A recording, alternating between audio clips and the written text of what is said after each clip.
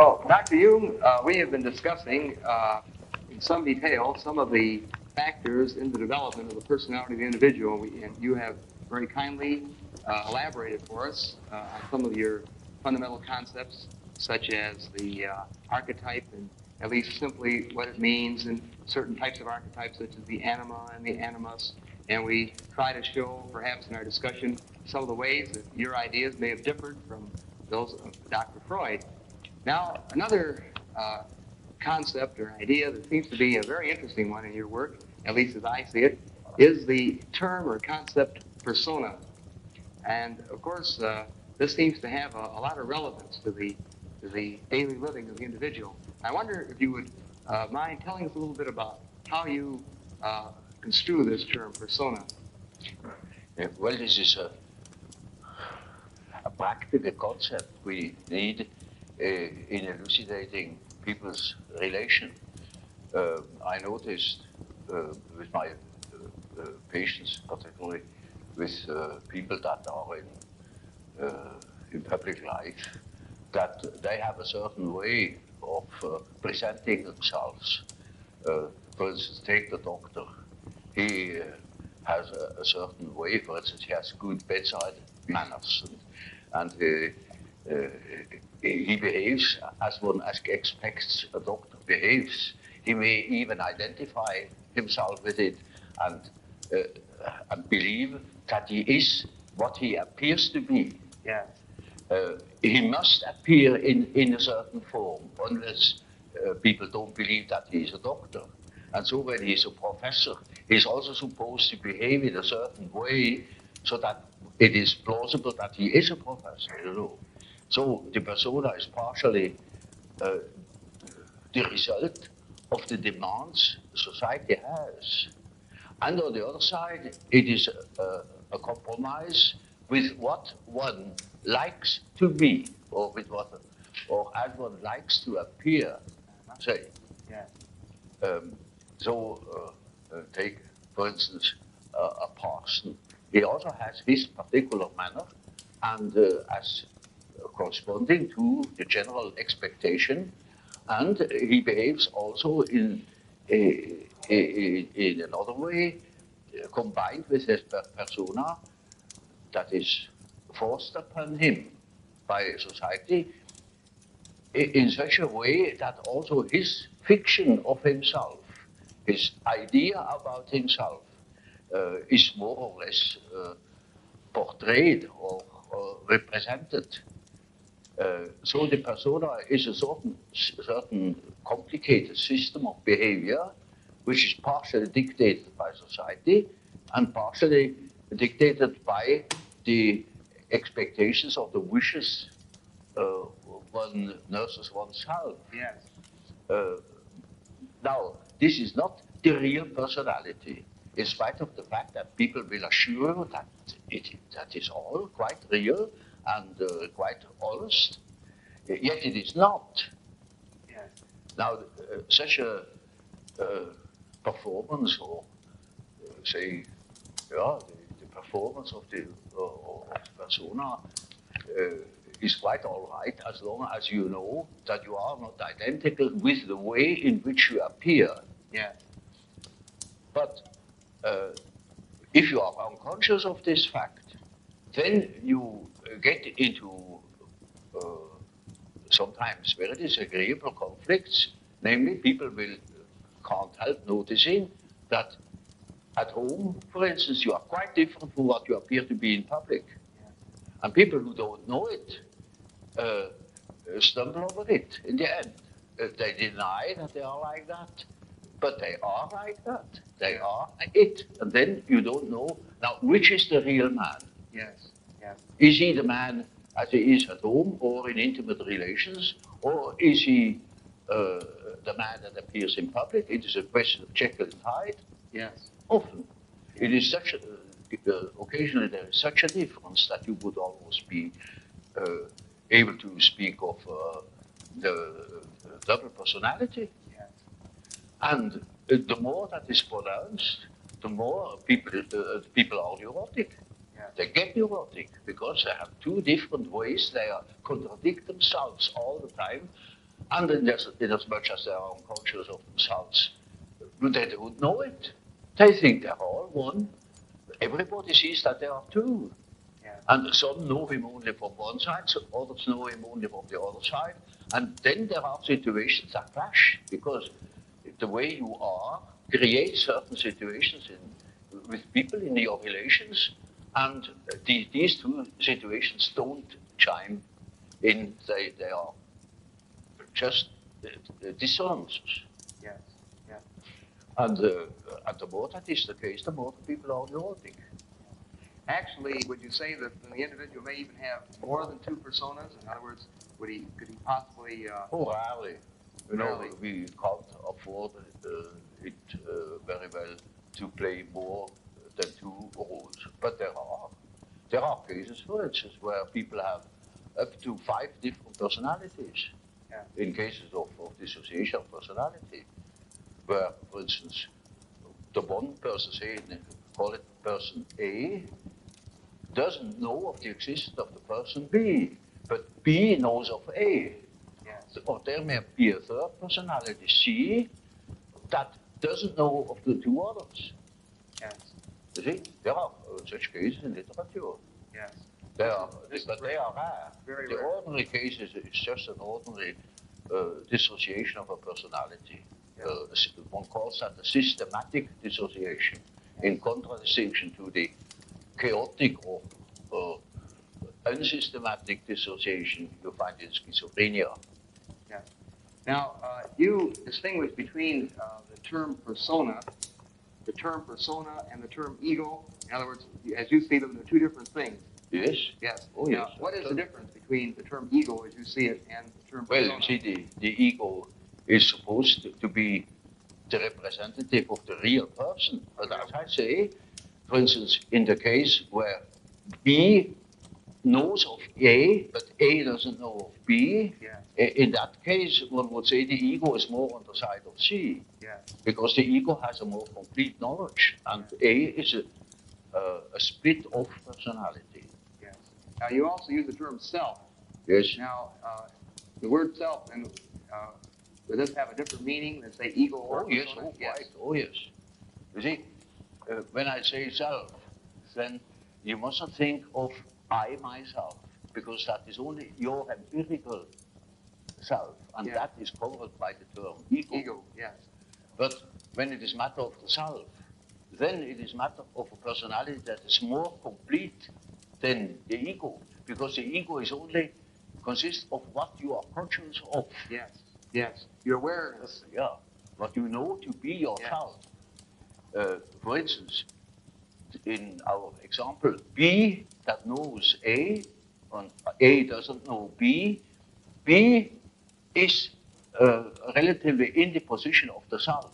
Yes. Namely, the self is on the one side the ego, on the other side the unconscious personality, which everybody is in the possession of everybody, not in the possession.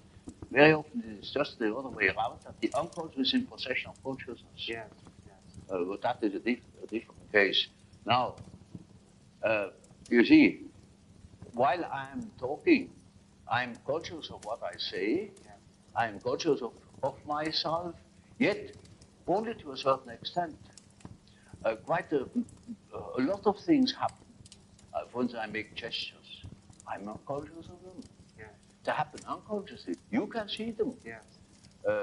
I may say or use words, and I can't remember at all how to use those words, or even at the moment I'm not conscious of them. Yes.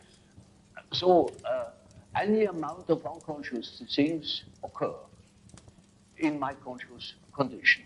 I'm never wholly conscious of myself. Yes. While I'm trying, for instance, to elaborate an argument, at the same time, there are unconscious processes that continue, perhaps a dream which I had last night. Yes. Or a part of myself thinks of God knows what. Yeah. Or of a trip I'm going to take, or of such and such people I have seen, or when I'm at the, say, writing a paper, I'm continuing writing that paper in my mind without knowing it. Yeah. You can discover these things, say, in dreams, or if you are clever in immediate observation of an individual, then you see in the gestures or in the expression in the face that there is what one calls une arrière-pensée, Yes. something behind consciousness. Yes. So that you have finally the feeling, well, that man has something up his sleeve. Yes. And you can even ask him now, what are you really thinking of? You're thinking all the time something else, yet he's not conscious of it. Or he may be. There are, of course, great individual differences. There are individuals that have amazing knowledge of themselves, of the things that go on in themselves. But even those people wouldn't be capable of knowing what is going on in their unconscious. Yes. For instance, they are not conscious of the fact that while they live a conscious life, all the time a myth is played in the unconscious. A myth that extends over centuries. Yes. Namely, uh, archetypal ideas, a stream of archetypal ideas that goes on through one individual through the centuries. Yes. You see, it is like a continuous stream, and that comes into the daylight in the great movements, Yes. say in political movements or in spiritual movements. For instance, in the time before Reformation, people dreamt of the great change, and that's the reason why such great transformations could be predicted. If somebody has been clever enough to see what is going on in people's mind, in the unconscious mind,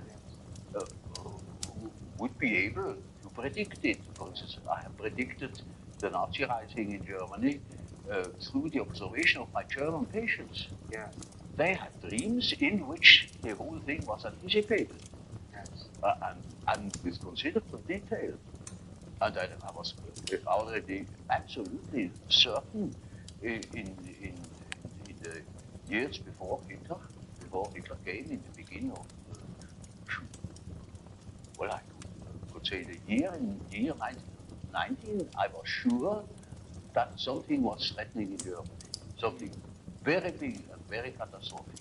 And I only knew it through the observation of the unconscious. You see, there is something very particular in the different nations. And this is a peculiar fact that the archetype of the anima plays a very great role in Western literature, French and Anglo-Saxon, Yes. not in Germany. Yes. There are exceedingly few examples in German literature where the anima plays a role. Yes. You know, that simply comes from the fact that not one woman is buried unless she is buried as alt Kaminfegerskattin, at least. She must have a title, otherwise she hasn't existed. That's right. And so you see, it is just as if, now mind you, this is a bit drastic, but it illustrates my point. In Germany, there are no women. There is Frau Doktor, Frau Professor, Frau Kommerzienrat, the grandmother, the mother-in-law, the grandfather, father, the son, the daughter, the sister. No, Yes. Yes, I see. la femme, ça n'existe pas. Doesn't exist. Well, It is the idea, you see. Now that is an enormous important fact, which shows that in the German mind there is going on a particular myth, something very particular. Yeah. And psychologists really should look out for these things. But they prefer to think that I'm a prophet. Yes. Ha! Now, and just in the same context of journey, this is, of course, a very interesting, remarkable set of statements here. How would you look at Hitler in this light? Would you see him as the personification, a symbol of the Father? Oh, well, no, No. not at all. No, you see, I couldn't possibly explain that very complicated fact of Hitler represents. It is too complicated. You know, he's a hero figure.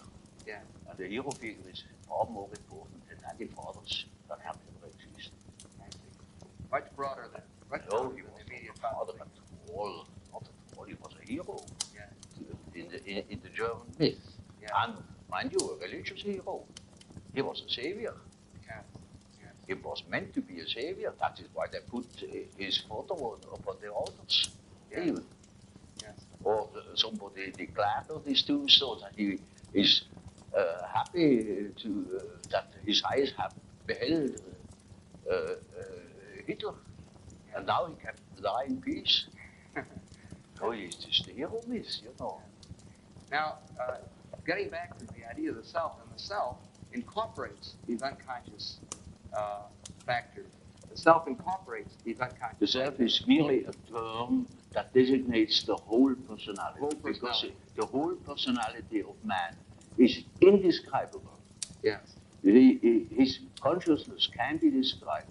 His unconscious cannot be described, right. because the unconscious, as I must repeat myself, is always unconscious. Yeah. And it is really unconscious. It really does not know it. Does not know about it. And so we don't know our unconscious personality. We have hints, we have certain ideas, but we don't know it really. Nobody can say where man ends. That is the beauty of it, you know. Yeah. It's very interesting.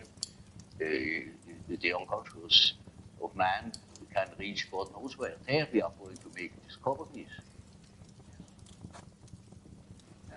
Now, another set of ideas, which of course are very, very well known to the world, that of course you have originated, center around the terms introversion and extroversion.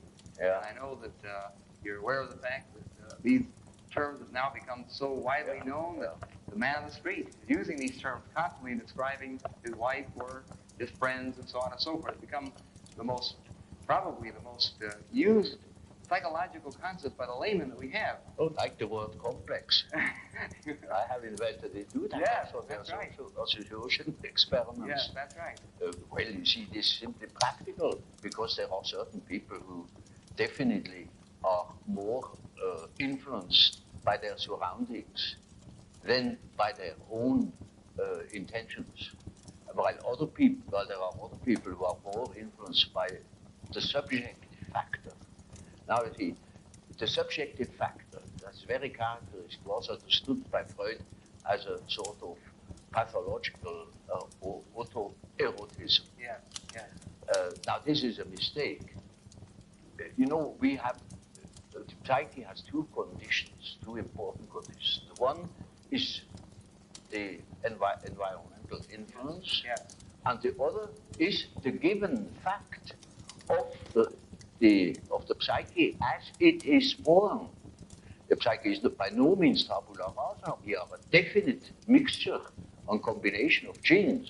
Yes. And they are there from the very first moment of our life. And they give a definite character, even to the little child.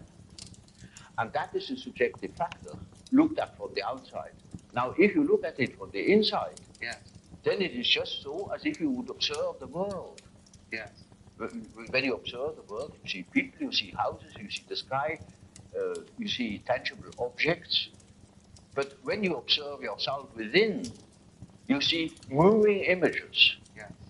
a world of images, Yes.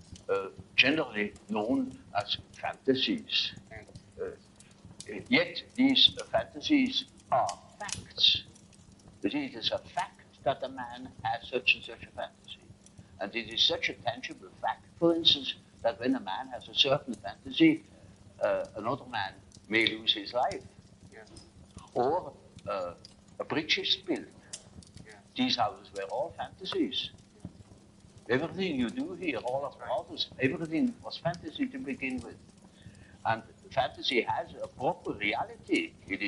That is not to be forgotten. Fantasy is not nothing. It is, of course, not a tangible object, but it is a fact nevertheless. It is, say, a form of energy, Yes. despite the fact we can't measure it. Yes. It is a manifestation of something. Yes. And that is a reality. That is just a reality as, for instance, the peace treaty of Versailles or something like that. It is no more. You can't show it. Yes. But it has been a fact. Yes. Yes. And so the psychical events are facts, are realities. And when you observe the stream of images within, you observe an aspect of the world. Of the world within.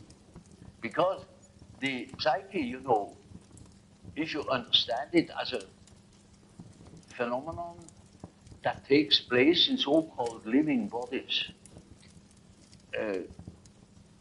then it is a quality of matter. As our body consists of matter, we discovered that this matter has another aspect, namely a psychic aspect. And so it is simply the world from within, seen from within. Yes. It is just as if we were seeing into another aspect of matter. Yes. This is an idea that is not my invention. That the old Democritus already said, talked of the spiritus insertus atomis, Yes. namely the spirit that is inserted in atoms. Yes. That means psyche is a quality that appears in matter. Doesn't matter whether we understand it or not. But this is the conclusion we come to if we draw conclusions without prejudices. And so, you see, the man who is going by the external world, by the influence of the external world, say society or perceptions, sense perceptions, thinks that he is more valid, you know, because this is valid, this is real. And the man who goes by the subjective factor is not valid because subjective factor is nothing. Yeah. No, that man is just as well based because he is bases himself upon the world from within. Yeah. And so he is quite right, even if he says, oh, this is nothing but my fantasy, you know. And of course, that is the introvert. That's the introvert is always afraid of the external world. He will tell you, when you ask him, he will be apologetic about it. Yeah. He will say, of course, yes, I know my fantasies. And he has always a resentment. And that's the world in general, particularly America, is extroverted like hell. The introvert has no place. Yeah. Because he doesn't know that he beholds the world from within. Yeah. And that gives him dignity, and that gives him certainty, because it is nowadays particularly the world hangs on a thin thread. Yeah. And that is the psyche of man. Assume that certain fellows in Moscow lose their nerve or their common sense for a bit. And the whole world is in fire and flames. Yeah. Yeah. It is, nowadays we are not threatened by elementary catastrophes. There is no such thing as an H-bomb. That is all man's doing. Yeah. We are the great danger. Psyche is the great danger. What if something goes wrong with the psyche? See? And so you see, it is demonstrated to us in our days what the power of psyche is of man. How important it is to know something about it. But we know nothing about it. Nobody would give credit to the idea that the psychical processes of the ordinary man have any importance whatever. One thinks, oh, he has just what he has in his head. It is all from his surrounding. He's taught such a thing, believes such a thing. And particularly if he's well housed and well fed, then he has no idea. That's the great mistake. Because he is just that as which he is born, and he is not born as tabula rasa, but as a reality. Yes. Now, of course, one of the very common, I think, misconceptions of your work among some of the writers in America has been that they have sort of characterized your discussions of introversion and extroversion as suggesting that the world was made up of only two kinds of people, introverts on one hand and extroverts on the other. And I'm sure you've been aware of, in many of our people looking at things this way. And of course, we'd like to comment about that. In other words, would you perceive the world being made up of only people or extreme introverts, people that are extreme extroverts? Well, you know, Bismarck once said, uh,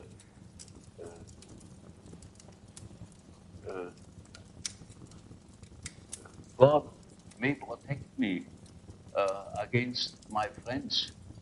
With my enemies, I can deal myself alone. You know, you know how people are.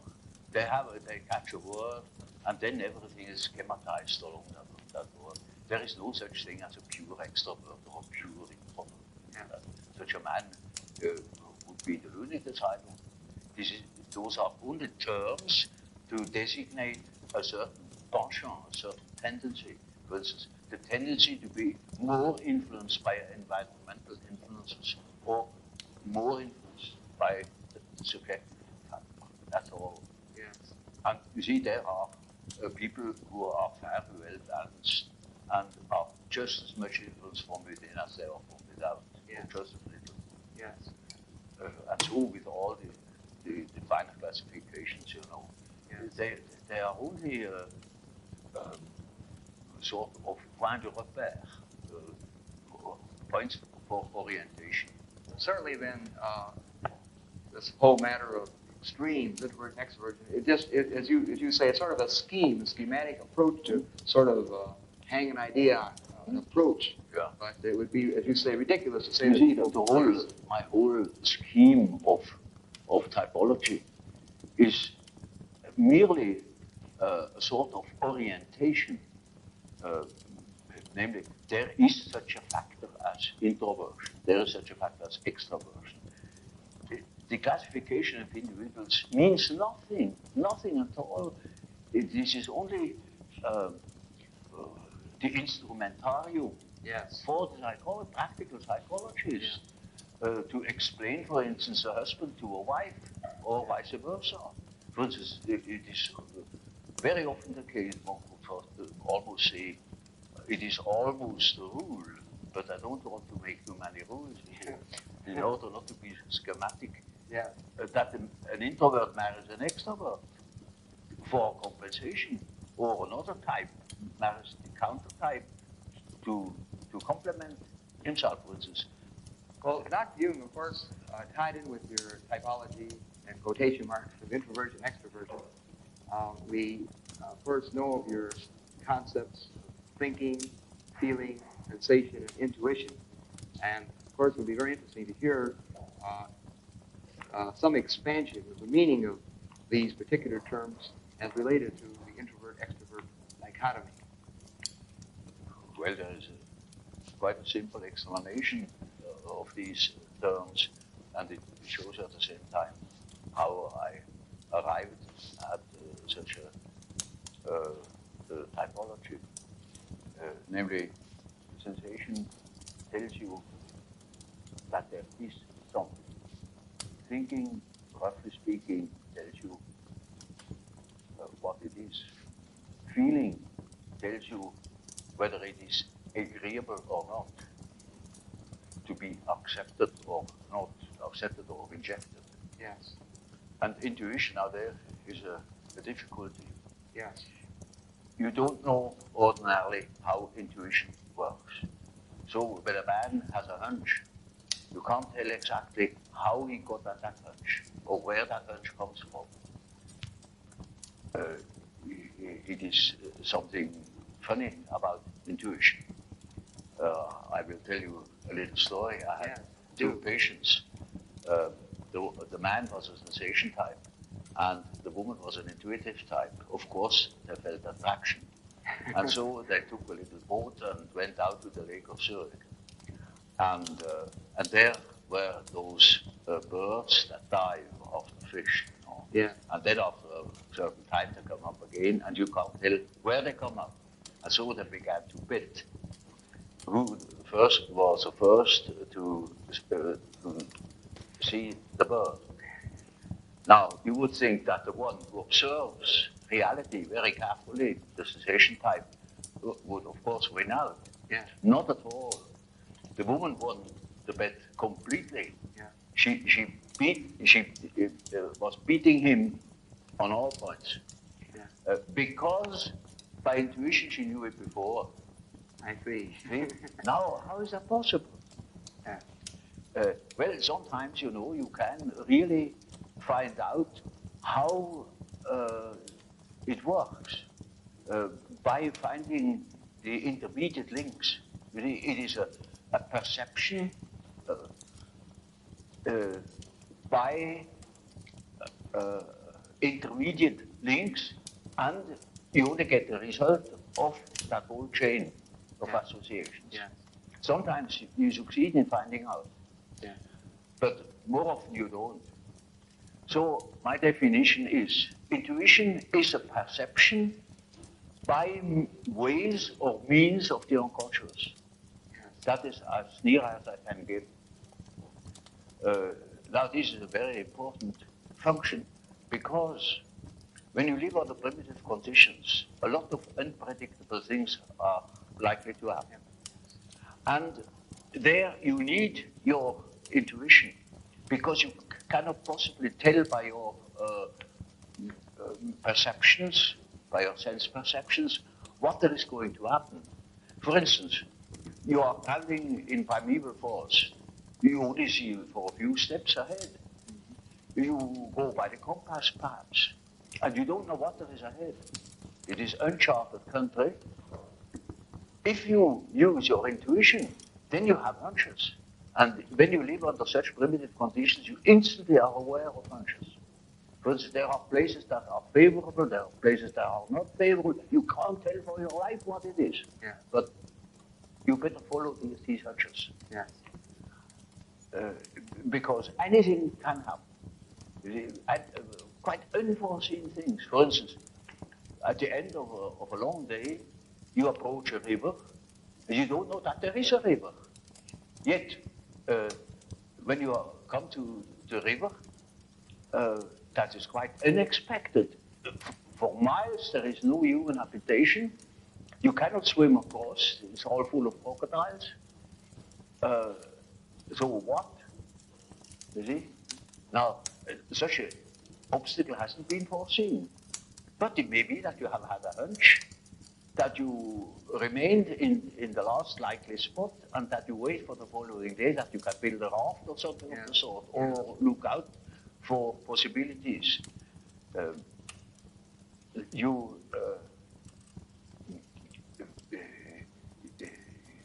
For instance, you also can have intuitions that constantly happens in our jungle called a city. Yeah. You can have a hunch something is going wrong, particularly when you are driving an automobile. Yeah. For instance, it is a day where nurses appear in the street. Yeah. And they always try to get something interesting like a suicide, you know, to be run over. That's marvelous, apparently. Yeah. And then, you know, you get a peculiar feeling. And really, at the next corner, there's a second nurse that runs in front of the automobile. Yeah. You see? Duplicity of cases, you know. Yeah. That is a rule, you know, that such chance happenings come in groups. Yeah. And so you see, we have constantly warnings, hints that are consists perhaps in a slight feeling of uneasiness, uncertainty, fear. Now, under primitive circumstances, you pay attention to these things. They mean something.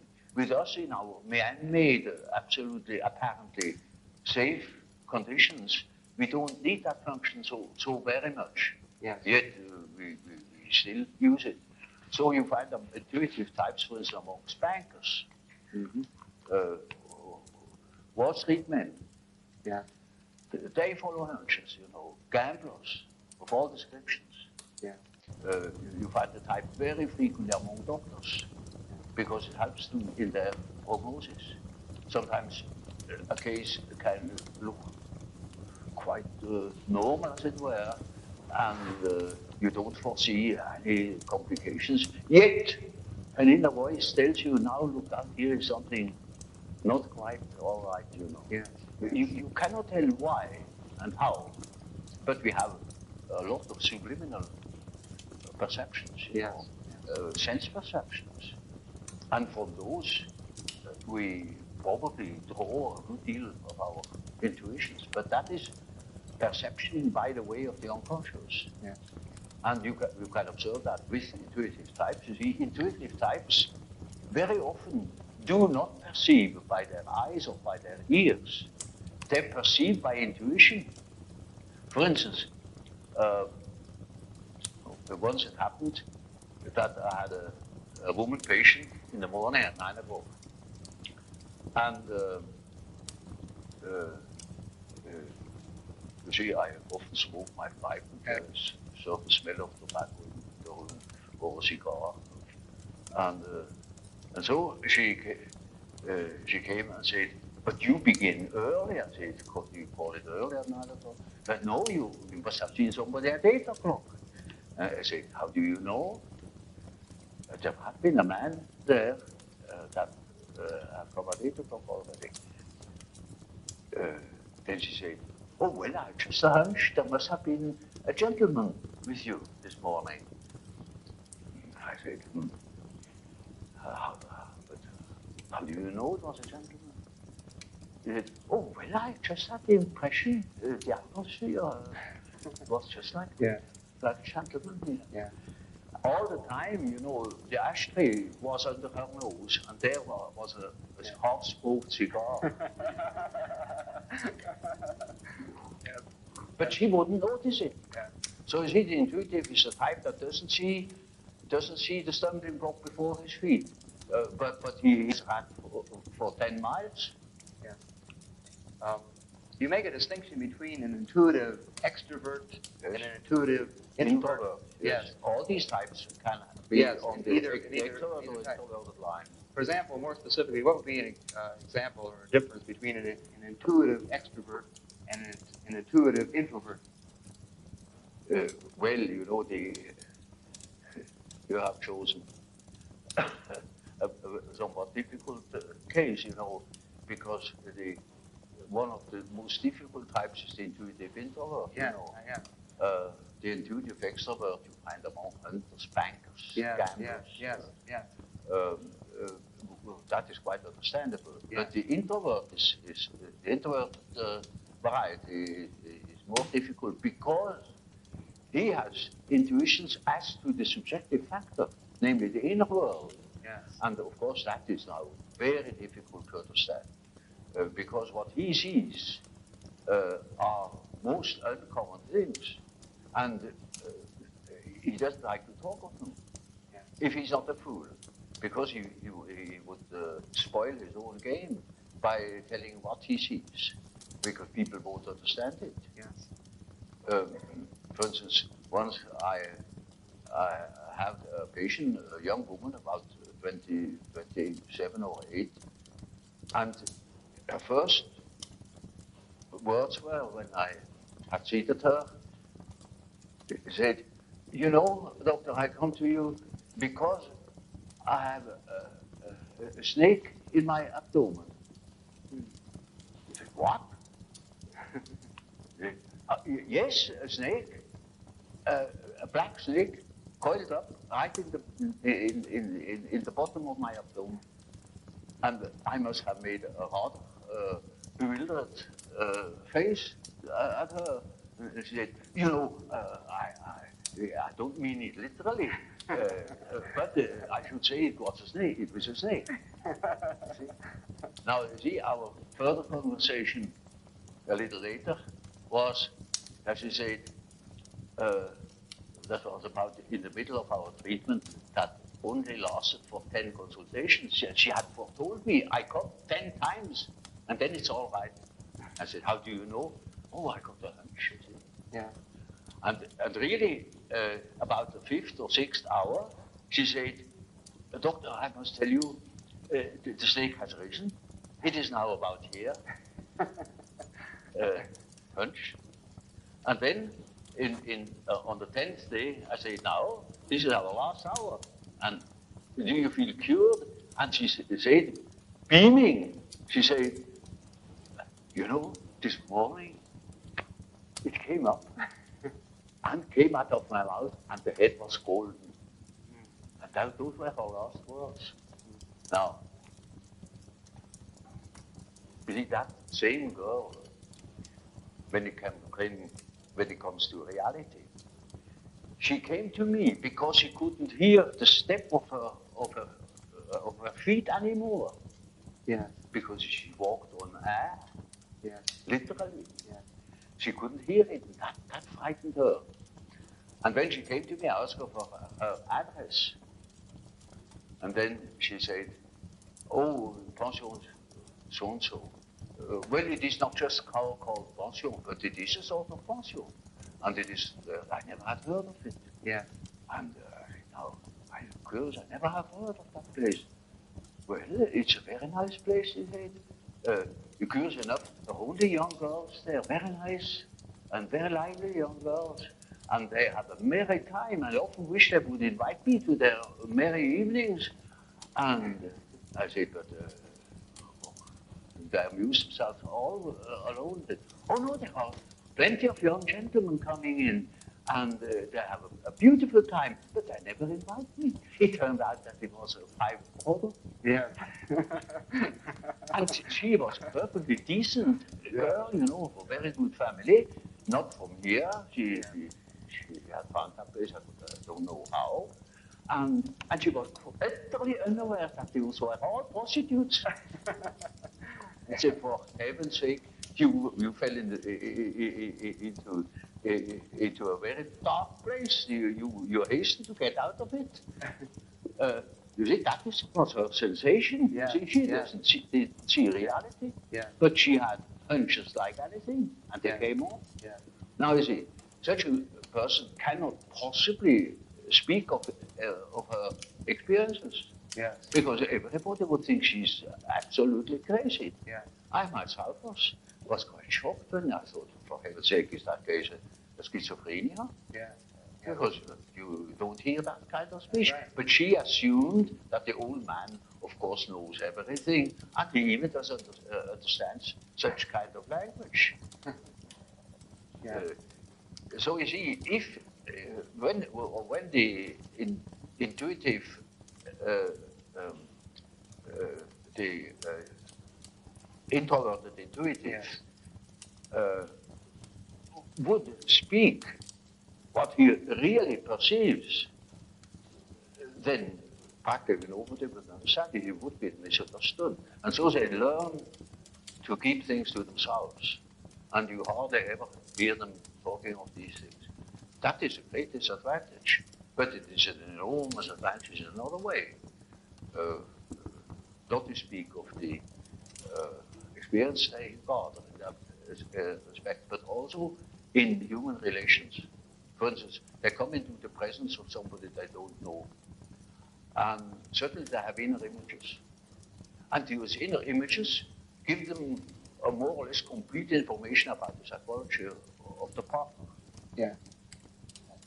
You know, that is, but the case can also happen that they come into the presence of somebody who they don't know at all, not from Adam, and they know an important piece out of the biography of that person. Yes. Yes. and are not aware of it, and tell the story, Yes. and then the fat is in the fire. Yeah. You see, so the introverted intuitive has in a way a very difficult life, although one of the most interesting lives. Yes. But it is difficult often to get into their confidence. Yes. You know, Yes. Because you say they're afraid that people will think they're sick. the things that are interesting to them or are vital to them are utterly strange to the ordinary individual. Yes. The psychologist should know of such things. You see, Yes. you see, when people make psychology as a psychologist ought to do, well, the very first question is he extroverted or is he introverted? Yes. He will look at entirely different things. Yes. Is he a sensation type? Is he an intuitive type? Is he thinking? Is he feeling? Yes. That because you see these things are complicated, and they are still more complicated because the introverted thinker, for instance, is compensated by extroverted feeling, Yeah. or by inferior extroverted, archaic extroverted feeling. Yeah. So an introverted thinker may be very crude in his feeling life. For instance, the introverted philosopher that is always carefully avoiding women will be married by his cook in the end.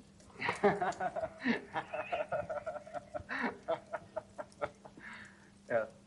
Now, then, in other words, then we can take your introvert, extrovert categories and, in a sense, go through describing the sensation introvert type, sensation extrovert type, thinking introvert type, thinking introvert type, and so on. In each case, it stems from really not real categories, but simply, as you say, an approach, something to sort of help us study a model. It is just a sort of a skeleton to which you have to add the flesh, or say it is a country mapped out, by triangulation points, and that doesn't mean the country consists of triangulation points. Yeah. That is only in order to have an idea of the distances. Yeah. And so it is a means to an end. It only makes sense, such a scheme, when you deal with practical cases. Of course, you're familiar with the work of Dr. J.B. Ryan at Duke University. Yes. And, of course, some of his work in extrasensory perception and clairvoyance, as he calls it, mental telepathy, and so on and so forth. Some of the descriptions in his work sound quite a bit at times like intuitive function operating. And in terms of your knowledge of this work, would you say that a person who has clairvoyance, in a sense, would then be an intuitive type? A person in his experiment is more likely to... That's quite probable. Or it can be a sensation type, say an extroverted sensation type that is very much influenced by the unconscious. I see. Because he has introverted intuition in his unconscious. I see. You see, there are two groups, the rational group and the irrational group. The rational group is thinking and feeling, because the ideal thinking is a rational result. Feeling also a rational result, rational values. Yeah. That is differentiated feeling. Whereas sensation must needs be irrational because it may not prejudice facts. Yeah. You see, Yeah. it shall not prejudice facts. The real ideal perception is that you have an accurate perception of the things as they are, without addition or corrections. Yeah. On the other side, the intuition does not look at the things as they are. That is prison, that is anathema to the intuition. Yeah. It looks, ever so shortly at the things as they are, and makes off into an unconscious process, at the end of which we have seen something nobody else would have seen. Yes. Now, so we see these people who yield the best results are always those people where introverted or introverted intuition comes in. Yes. But you see, that is a side aspect of it. It's not interesting. Yeah. There the question is another question far more interesting, namely that the terms they use, Ryan himself uses Yeah. recognition, Pre-recognition, yes. etc. They mean nothing at all. Yes. They're words. But he thinks he has said something when he says telepathy. Yeah. That's nothing. In other words, the word itself is not a description of the process. That's what you're saying. Yes. Means nothing. Means nothing at all. Yes. Now, of course, a lot of the things that you're describing, I think often scientists will say, well, this is due to chance occurrences, chance factors. And Ryan, in his own work, used statistical methods. We find this happening more often than would be expected by chance. Well, you see, he proves that it is more than chance. Yes. It is statistically graspable. Yes. And that is the important point. Yes. And that hasn't been contradicted. Yes. You see, there was such a poor sap who, that happened in England. That man said, oh, Ryan, well, that's nothing but guesswork. Exactly. Yes. That is it. It is guessing. Yeah. What you call guessing, a hunch is guessing. Yeah. A bit of definite guess. A definite guess, you know, is a hunch, you know. Yeah. Just that. Yeah. But that means nothing. Yeah. You see, the point is that it is more than merely probable. Yeah. It is not. It is beyond chance, and that is the great problem. But you know, people hate such problems. They can't deal with. It's not concrete. They're not in front of them. They can't deal with it. Yeah. Even Ryan doesn't understand how that respect, because it is a relativation. Now I'm going to say something which in these sacred rooms is anathema. a relativation of time and space through the psyche. That's the fact. That is what Ryan has made evident. Yeah. Now swallow that. Well, that's difficult. Yeah. Well, may I go a little further and for some of your recent work, which is indeed very profound, and it is not too well known to many of our students yet. Of course not. And of course, this nobody reads these things. Only the general public. And because my books are at least sold. I'm referring now to the concept of synchronicity, which you have discussed, and which would have some relevance at this point in our discussion. Would you care to comment a little bit on this concept?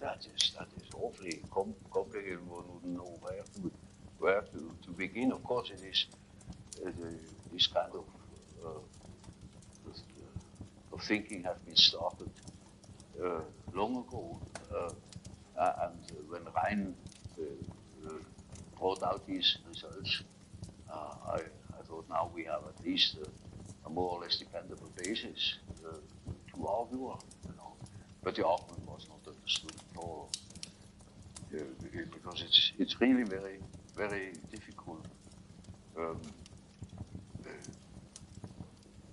You know, there are plenty of facts in the observation of the unconscious where you come across cases of a very peculiar kind of parallel events, namely that, say, I have a certain thought or a certain definite subject is occupying my attention, yes, my interest. At the same time, something else, quite independently, happens that portrays just that thought. Yes. Now, this is utter nonsense, looked at from a causal point of view. That it is not nonsense is made evident by the results of Rein's experiments. There is a probability, it is something more than chance, that such a case occurs. Now I never made statistical experiments to except one in the way of Rein. I have made one for another purpose. But I have come across quite a number of cases where it was most astounding to find that two causal chains happened at the same time, but independent upon each other, so that you could say they have nothing to do with each other. Yeah. Of course, it's quite clear. For instance, just so I speak of a red car, and at that moment a red car comes here. You see? Yes. Now I hadn't seen it. It was impossible because it was behind the building. In this moment, the red car appears. Now this is. I say, oh, that's mere chance. Rein's experiment proves that these cases are not mere chances. Of course,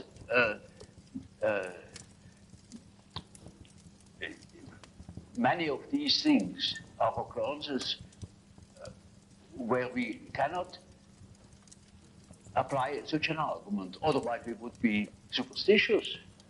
We can't say, now this car has appeared because here was some remarks have been made about the red car. Yes. It's not cause and effect. Oh, this is a miracle that the red car appears. It is not, it is chance, just chance. But these chances happen more often than chance allows. Yes. And that shows that there is something behind it. Yeah. So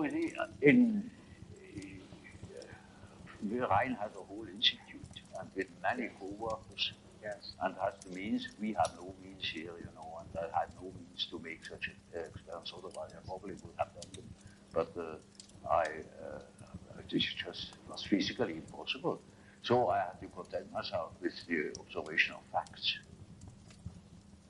I began an examination of the human attitudes, namely how our consciousness functions. I couldn't help seeing, for instance, the difference between Freud and Adler. Typical difference. The one assumes that the things evolve along the line of the sex instinct. The other assumes that things evolve along the line of power drive. And there I was in between the two. I could see the justification of Freud's view. I also see the same for Adler. And I knew that there are plenty of other ways in which things could be envisaged. And so I considered my scientific duty to examine first the condition of the human consciousness that is the originator of ways of envisaging. It is the factor that produces attitudes, conscious attitudes towards certain phenomena. So when you know, for instance, that there are people who see the difference between red and green, you can take it for a fact that everybody sees that difference. Not at all. There are cases of Darwinism and so on, the one sees this, the other sees that, and I tried to find out what the principal differences were. And that is the book about the types. And so first is introverted and extroverted attitude, then the functional aspects namely which of the four functions is predominant. Now, mind you, these four functions were not a scheme I had invented and applied to psychology.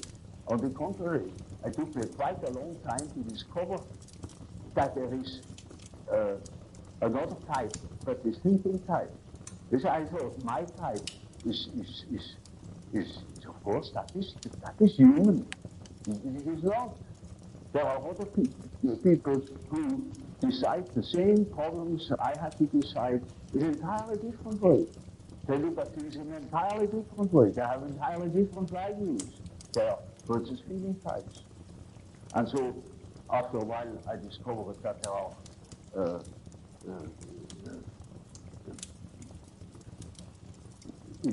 intuitive types. They gave me much trouble. It took me over a year to become somewhat clear about the existence of intuitive types. And the last and the most unexpected was the sensation type. And only later on I saw that those are actually the four aspects of conscious orientation. You can increase the number of principles, but I found the most simple way is the way I told you. Yes. As the division by four is simple and actual division of a circle. I didn't know the symbolism of this particular classification. Only when I studied the archetypes, I became aware that this is a very important archetype that has played an enormous role. I also found in the study of the types that it gives us a certain lead as to the personal nature of the unconscious, the personal quality of the unconscious in a given case. But we take an extrovert.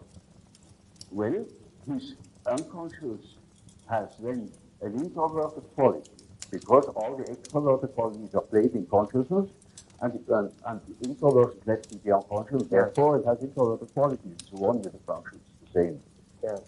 That gave me a lead of the diagnostic value. It helped me to understand my patients.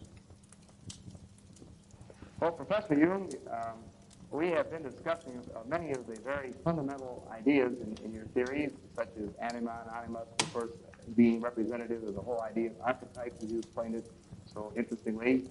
And we talked a little bit about this whole conception of the ego and the self and the persona as they are involved in all of this. And as we speak, of course, it becomes to point to the direction of the sort of question that is so important as we try to understand the individual. And this centers around the problem of motivation, why the person does what he does. Now, to a great degree, you've already talked about this when you talked about archetypes and this whole matter. Now, in the work of Dr. Freud, he spoke of libido as an energy, and earlier we spoke of libido and the fact that you felt that it was more than just sexual energy. You thought it to be something much broader. Now, you have certain principles about psychic energy which are indeed very provocative. Now, one of the principles is, I believe you refer to as the principle of entropy. Entropy. Well, you know, only I allude to it. Yes, yes. The main point is, you know, the standpoint of energetics as applied to psychic phenomena. There you have no possibility to measure exactly. So it always remains a sort of an analogy. Freud, for instance, uses the term libido in the sense of a sexual energy. Yes. And now that is not quite correct.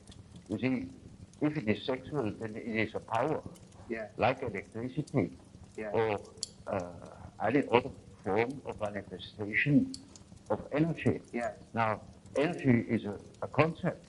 Yeah.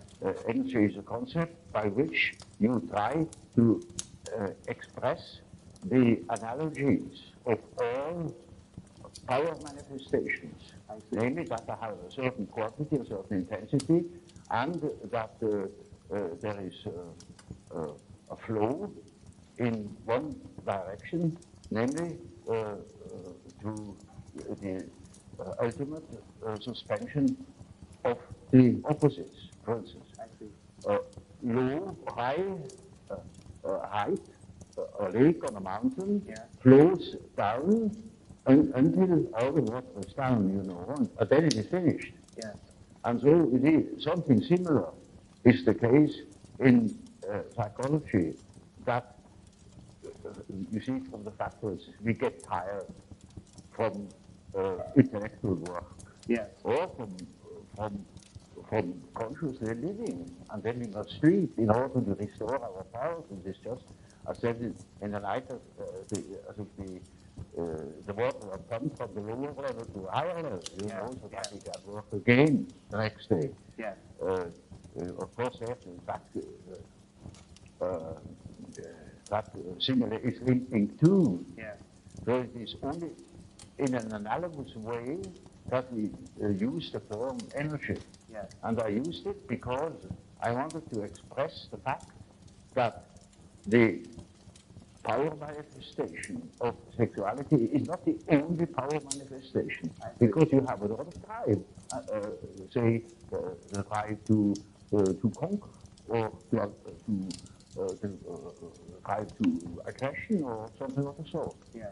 Or there are many forms, you see. For instance, take animals, the way they are building their nest, the urge of the traveling bird, you know, that migrates.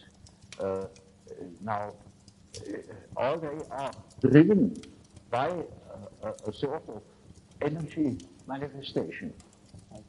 And you see, the meaning of the word sexuality would be entirely gone if everything is that. So Freud himself saw that this is not applicable everywhere, and later on he corrected himself by assuming that there are also ego drives. Ego drive, yes. You see, now that is something else. Yes. That's another manifestation. Now, in order not to presume or to prejudice things, I speak simply of energy. An energy. It is a quantity of energy that can manifest via sexuality or via any other instinct. Any other type of drive, You see. yes.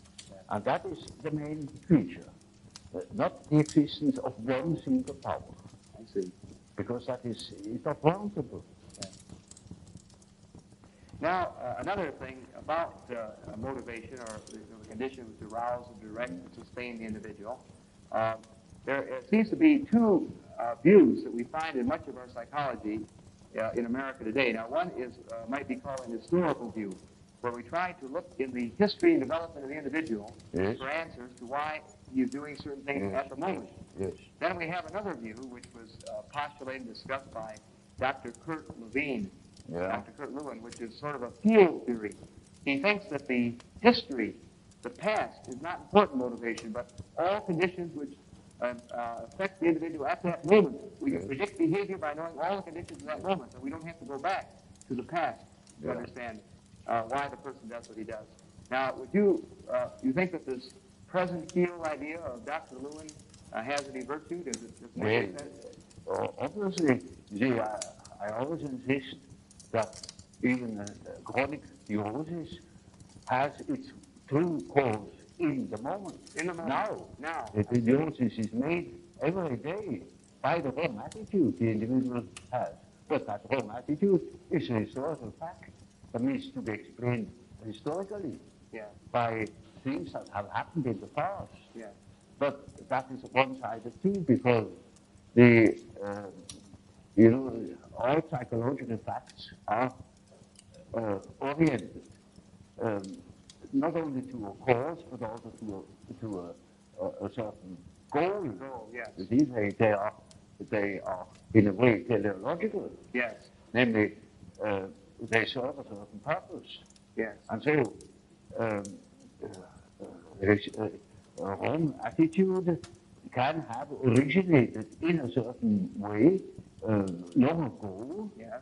but it wouldn't exist today anymore if there were not immediate causes and immediate purposes that keep it alive today. Yes. Yes, I see. So a neurosis can be finished suddenly on a certain day, despite of all causes. Yes.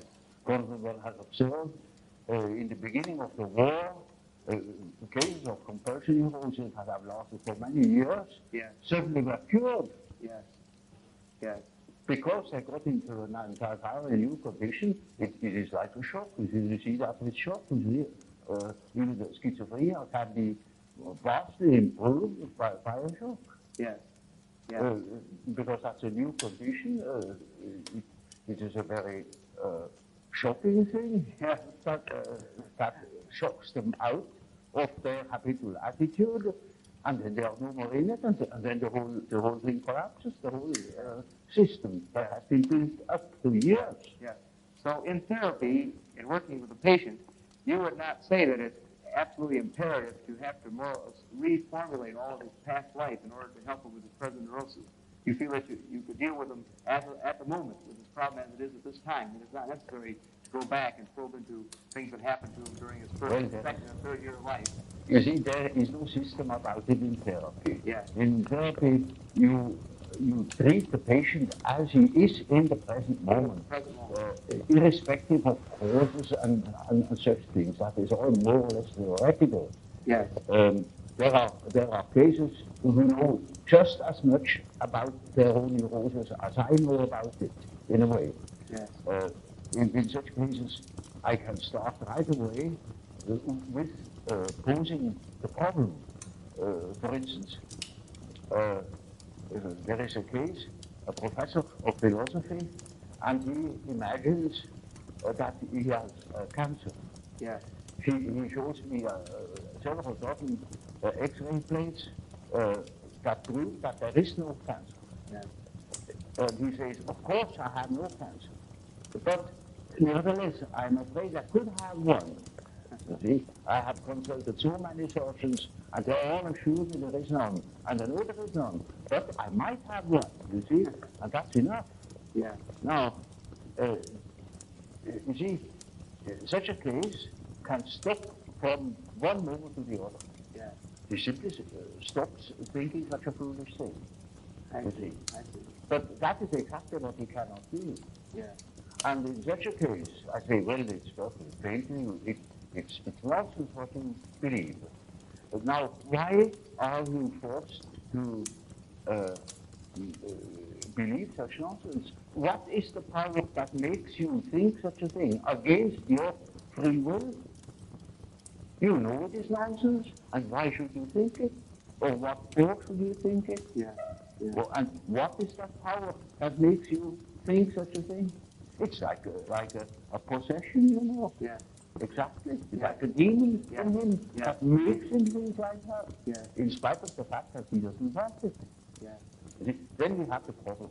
That is the problem of an intellectual man. And then I say, now, you see, you don't know. You have no answer. Yeah. I have no answer. Yes. Now what are we going to do? Yes. I say, now we must see what you dream. Because the dream is a manifestation of the unconscious side. Now he never had heard of the unconscious side.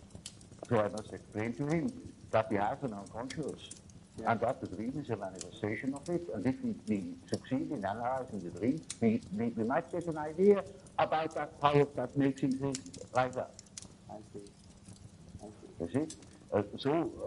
In such a case, one can begin right away with the analysis of dreams.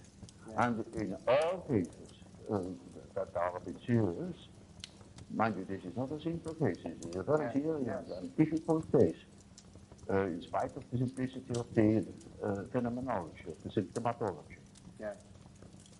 In all cases, after the preliminaries, as it were, history of the family, the medical anamnesis, etc. We come to that question. What is it in your unconscious that makes you wrong? Yeah. That hinders you to think normally? Yeah. And then we are there where we can begin with the observation of the unconscious. And then, day by day, one goes on by the data the unconscious produces. Yes. You see, we discuss the dream, and that gives a new surface to the whole problem. And he will have another dream, and the next dream gives again an answer, because the unconscious is in a compensated relation to consciousness. And after a while, you get the full picture. Yes. And if he has a full picture and has the necessary moral stamina, well, then he can be cured. I see. But in the end, it is a moral question whether a man applies what he has learned or not. Yes. So you see then, in a sense, in this situation, the unconscious plays a very important part. The unconscious, which is found in the dream. But as you see it, then, what you have found in the dream is not necessarily then a image or symbol of what has happened in the past in his particular life. Not at all. It is just the symbol of the symbol is not you see, that is a special term. It is the manifestation of the situation of the unconscious, looked at from the unconscious. I see. You see, I tell you, for instance, something which is my personal or subjective view. Yes. And if I ask myself, are you really quite convinced of it? Well, I must admit I have certain doubts. Yes. There are certain doubts. Not in the moment when I tell you, but these doubts are in the unconscious. And when I have a dream about it, these doubts come to the forefront in my dreams. Yes. And that is the way the unconscious looks at the thing. Yes. Yes. It is just so as if the unconscious will say, oh yes, that's all very well what you are stating, but you omit entirely such and such a point. Yes. Now, as the unconscious acts on the present situation, now looking at this thing in motivational, broad motivational terms. Now, this effect of the unconscious is not something which is a result of repression in the same way the orthodox psychoanalysts at it all. As you No, it may be, you know, that what the unconscious has to say is so disagreeable that one prefers not to listen. Yes. And in most cases, people would be probably less neurotic if they could admit the things. These things are always a bit difficult or disagreeable or inconvenient or something of the sort. So there is always a certain amount of depression, but that is not the main thing. Not the main thing is that they are really unconscious. Yes. And you see, if you are unconscious about certain things that ought to be conscious, then you are dissociated. I see. And then you are a man whose left hand never knows what the right is doing, and counteracts or interferes with the right hand. Yes. Now such a man is hampered all over the place. Yes. Now, looking at the unconscious in this way, of course, this is if you say it's unconscious, how can we know about it? Yeah. But trying to just as an illustration, with a particular individual, we might say, who's been brought up in a culture such as the culture of India, a particular individual in India, if we could examine his unconscious, would it be in many respects, say, similar to the unconscious of a particular individual who would, say, lived in Switzerland all his life? In other words, you spoke earlier about these universals. Would there be a great deal of equivalence between the unconscious of a particular individual who's been raised in one culture and another individual who's raised in an entirely different culture? Yes. Well, you see, that question is also complicated, because when we speak of the unconscious, we almost should say which unconscious, namely, is it that personal unconsciousness which is characteristic for a certain person, for a certain individual? Yes, so that you have the personal unconscious. This is one That is the personal unconscious. And you call it the personal. And when in treatment, for instance, in the treatment of neurosis, you have to do with that personal unconscious for quite a while. And then only dreams come that show that the collective unconscious is touched upon. Yeah. Now, as long as there is material for personal nature, Yes. you have to deal with the personal approach. Yes. But when you get to, say, to a question, to a problem, which is no more merely personal, but also collective, you get collective reason. Yes. Now, the distinction then between the personal unconscious and the collective unconscious then is that the personal is could be more involved with the immediate life of the individual, Yes. and the collective would be universal, would Yes. be the same Yes. elements of all men.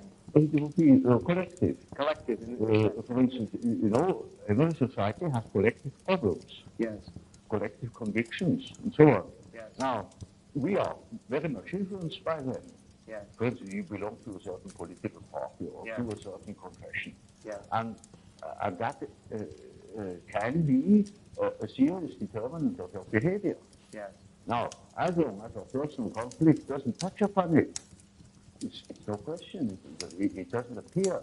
But the moment you transcend your personal sphere and come to your unpersonal determinants, say to the question, a political question, or any other social question, which really matters to you, then you are confronted with a collective problem, and then you have collective dreams. Yes.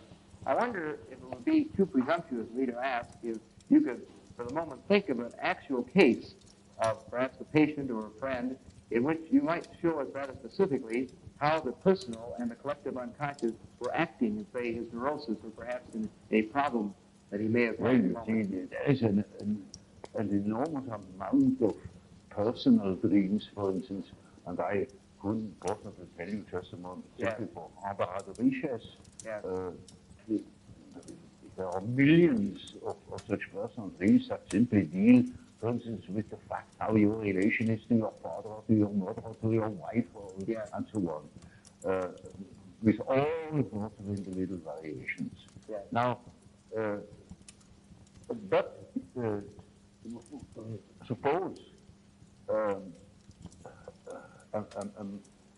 a patient comes to that level, or that his conflict begins to become really very serious, that his mind might suffer. Yes. Then he can have a collective dream, in which clearly mythological motives appear. I see. There are plenty of examples in literature.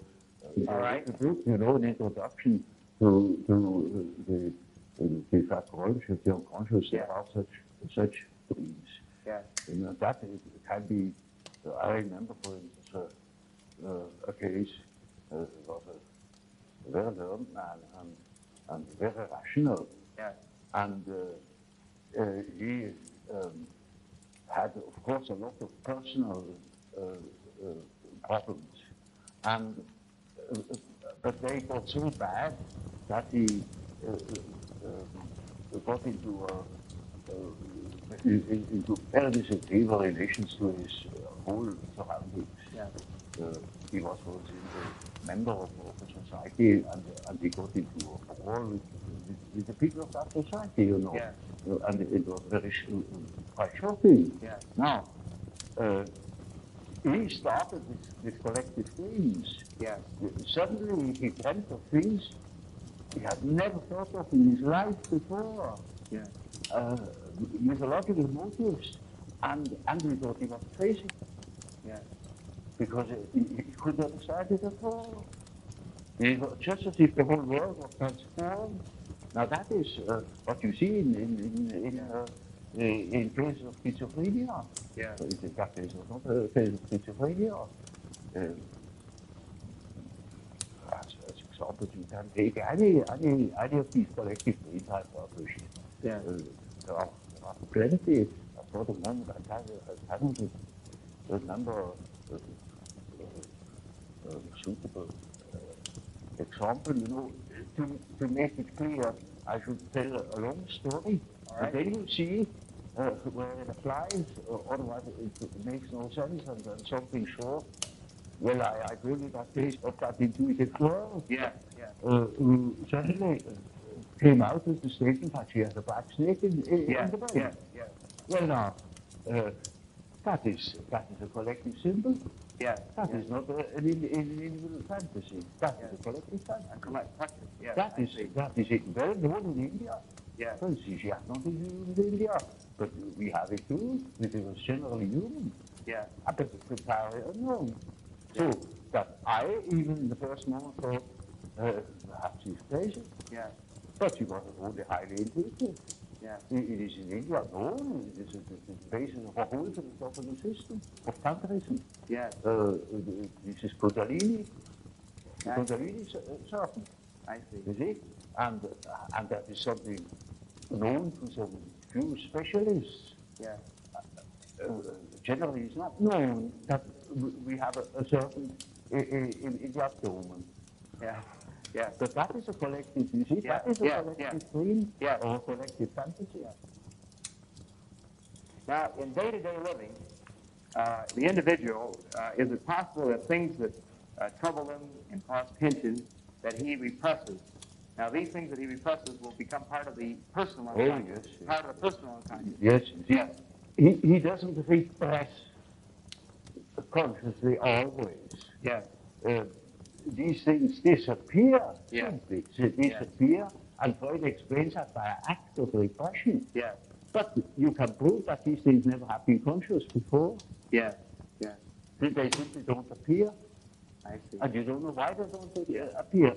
Of course, après le coup, you can say, when it comes up, you say, that is why they didn't appear, because they were disagreeable or incompatible with his conscious views, with his conscious attitude.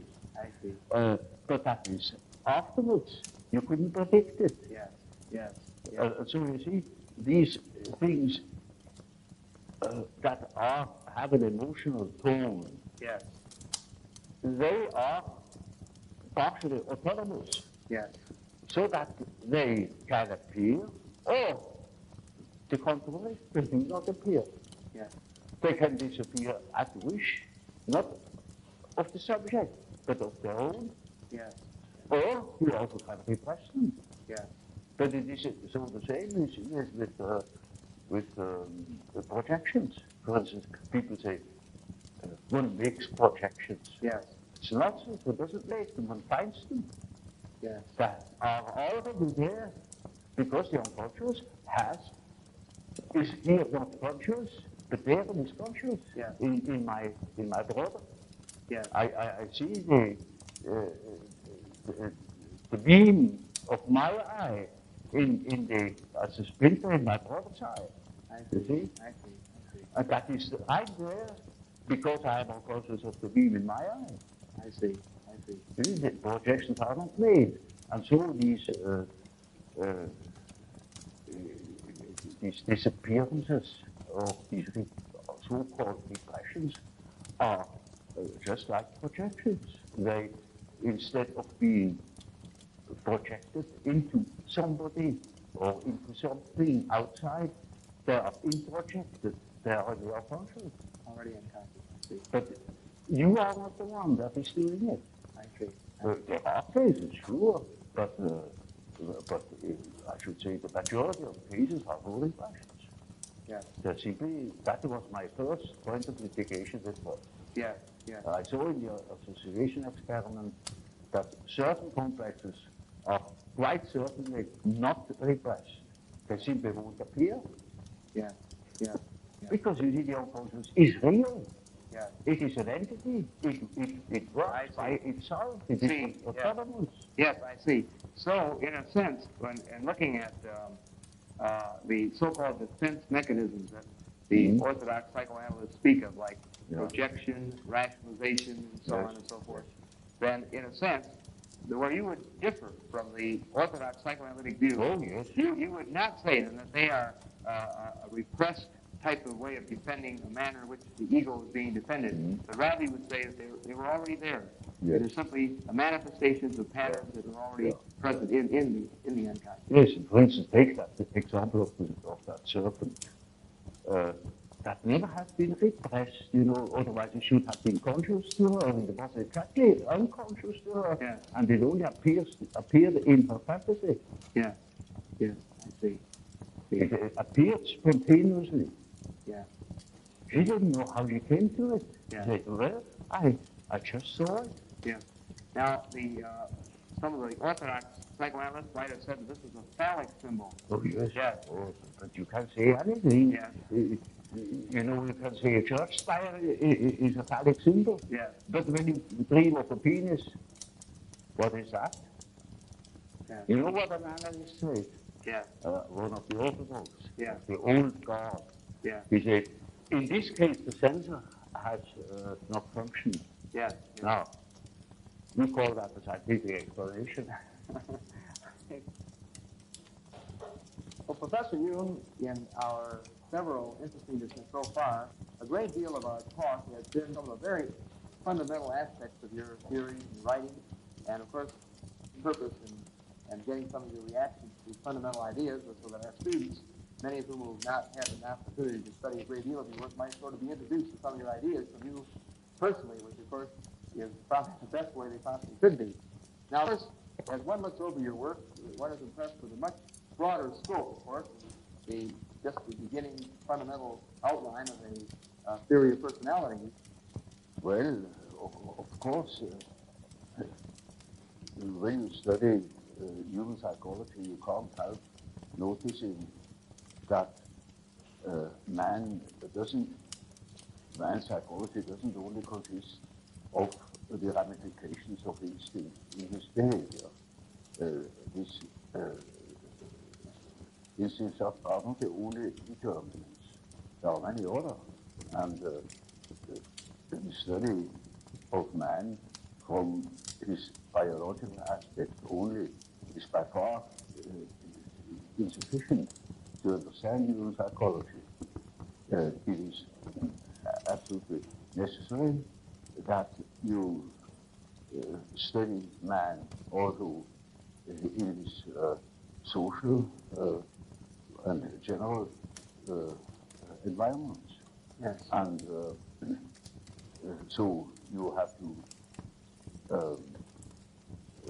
consider, for instance, the fact that there are different kinds of society, different kinds of nations, different traditions, and to that purpose it is absolutely necessary that one treats the problem of the human psyche from many standpoints, and each is a most considerable task, naturally. Thus, when I, after my association experiments, when I realized that there is obviously an unconscious, the question arose, now, what is this unconscious? Does it consist merely of rests, of remnants of conscious activities, or are there things that are practically forever unconscious? In other words, is the unconscious a factor in itself? And I soon came to the conclusion that the unconscious must be a factor in itself, because I observed time and again that, for instance, the people's dreams or schizophrenic patients' delusions, fantasies, contain the motives which they couldn't possibly have acquired in our surroundings. This depends upon the fact that the child is not born tabula rasa, but it is a definite mixture of or combination of genes. And the gene, although the genes seem to contain chiefly dynamic factors, arrangeurs of, uh, of a certain behavior, they have a tremendous importance also for the arrangement of the psyche. The psyche too, in as much as it appears naturally. Before it appears, you cannot study it, but in as much as it appears, it has certain qualities, it has a certain character, and that needs must depend upon the elements born in the child. So, factors determining human behavior are born with the child and determine its further development. Now that is one side of the picture. The other side of the picture is the individual lives in connection with others in certain definite surroundings that will influence the given combination of qualities. And that is now also a very complicated factor because the environmental influences are not merely personal. There are any amount of objective factors, the general social conditions, laws, convictions, ways of looking at things, of dealing with things. Now, these things are not of an arbitrary character. They are historical. There are historical reasons why things are they are. And as there are historical reasons for the qualities of the psyche that is born, there is such a thing as the history of man's evolution in the past years. And that shows that a real understanding of the psyche must consist in the elucidation of the history of the human race, history of the mind, for instance, as of the biological, the biological data. So when I wrote my first book concerning the psychology of the unconscious, I already had formed a certain idea of the nature of the unconscious. To me, it was then a living remnant of the original history of man, living in his surroundings. A very complicated picture. Of course, you brought up many very interesting and provocative ideas here, as you have, of course, in your many thousands of pages of writing and written work. And, of course, running through all your work, there are many of these ideas in the personal unconscious, the race unconscious, the self, the ego, the persona, the energy principles, such as we mentioned, entropy and equivalence and so on. In a sense, the first and second law of thermodynamics, I believe, that you suggest or allude to. And now, in trying to look at the whole person, of course, one is struck that you are trying hard to look at the whole person, that you don't want to look at these little parts of this person, but feel there's sort of a total future realization of the whole that may be very important. That you talk, for example, about a process of individuation, how the whole person emerges, if I'm not mistaken. Would you like to comment a little bit upon this process of individuation, this process, how all these factors move toward a whole, a totality? Well, you know, that's something quite simple. Take an acorn, Yes, put it into the ground, it grows, it becomes an oak. yes, You see, that is man. yes. Man develops from an egg. Yeah. And develops into the whole man. Yeah. And that is the law that is in him. Well, when you spoke with Dr. Einstein in your early discussion, you were saying earlier that he more or less tried out some of his ideas on you. Did you ever bring to him the possibility or ask his opinion about the possibility that relativity might apply to psychic function? Did you ever discuss that particular point? Well, you see, you know how it is. That a man is so concentrated upon his own idea, and then he is a mathematician on top of everything, then you are not welcome. Well, when you spoke with Dr. Einstein in your early discussion, you were saying earlier that he more or less tried out some of his ideas on you. Did you ever bring to him the possibility or ask his opinion about the possibility that relativity might apply to psychic function? Did you ever discuss that particular point? Well, you see, you know how it is. That a man is so concentrated upon his own idea, and then he is a mathematician on top of everything, then you are not welcome. Yes, that's right. What year was it that you were friends with Einstein? Well, I wouldn't call myself a friend. I was simply the host. No. What year was it? And I tried to listen and to understand. And so there was little chance to insert some of my own ideas. Yeah. Was this after he'd already formulated the relativity theory, or just before? Yeah, it was just when he worked on it. Just when he was working on it? Yes. Right in the beginning. Yeah. It was very interesting. Yeah. Very interesting. In your dealings with Professor Toynbee, you know, we were discussing if you knew him, had contact with him, have you gotten rather interested in his ideas of history? Oh, yes, you see his ideas about the life of civilizations. That is ruled by archetypal forms. Yes.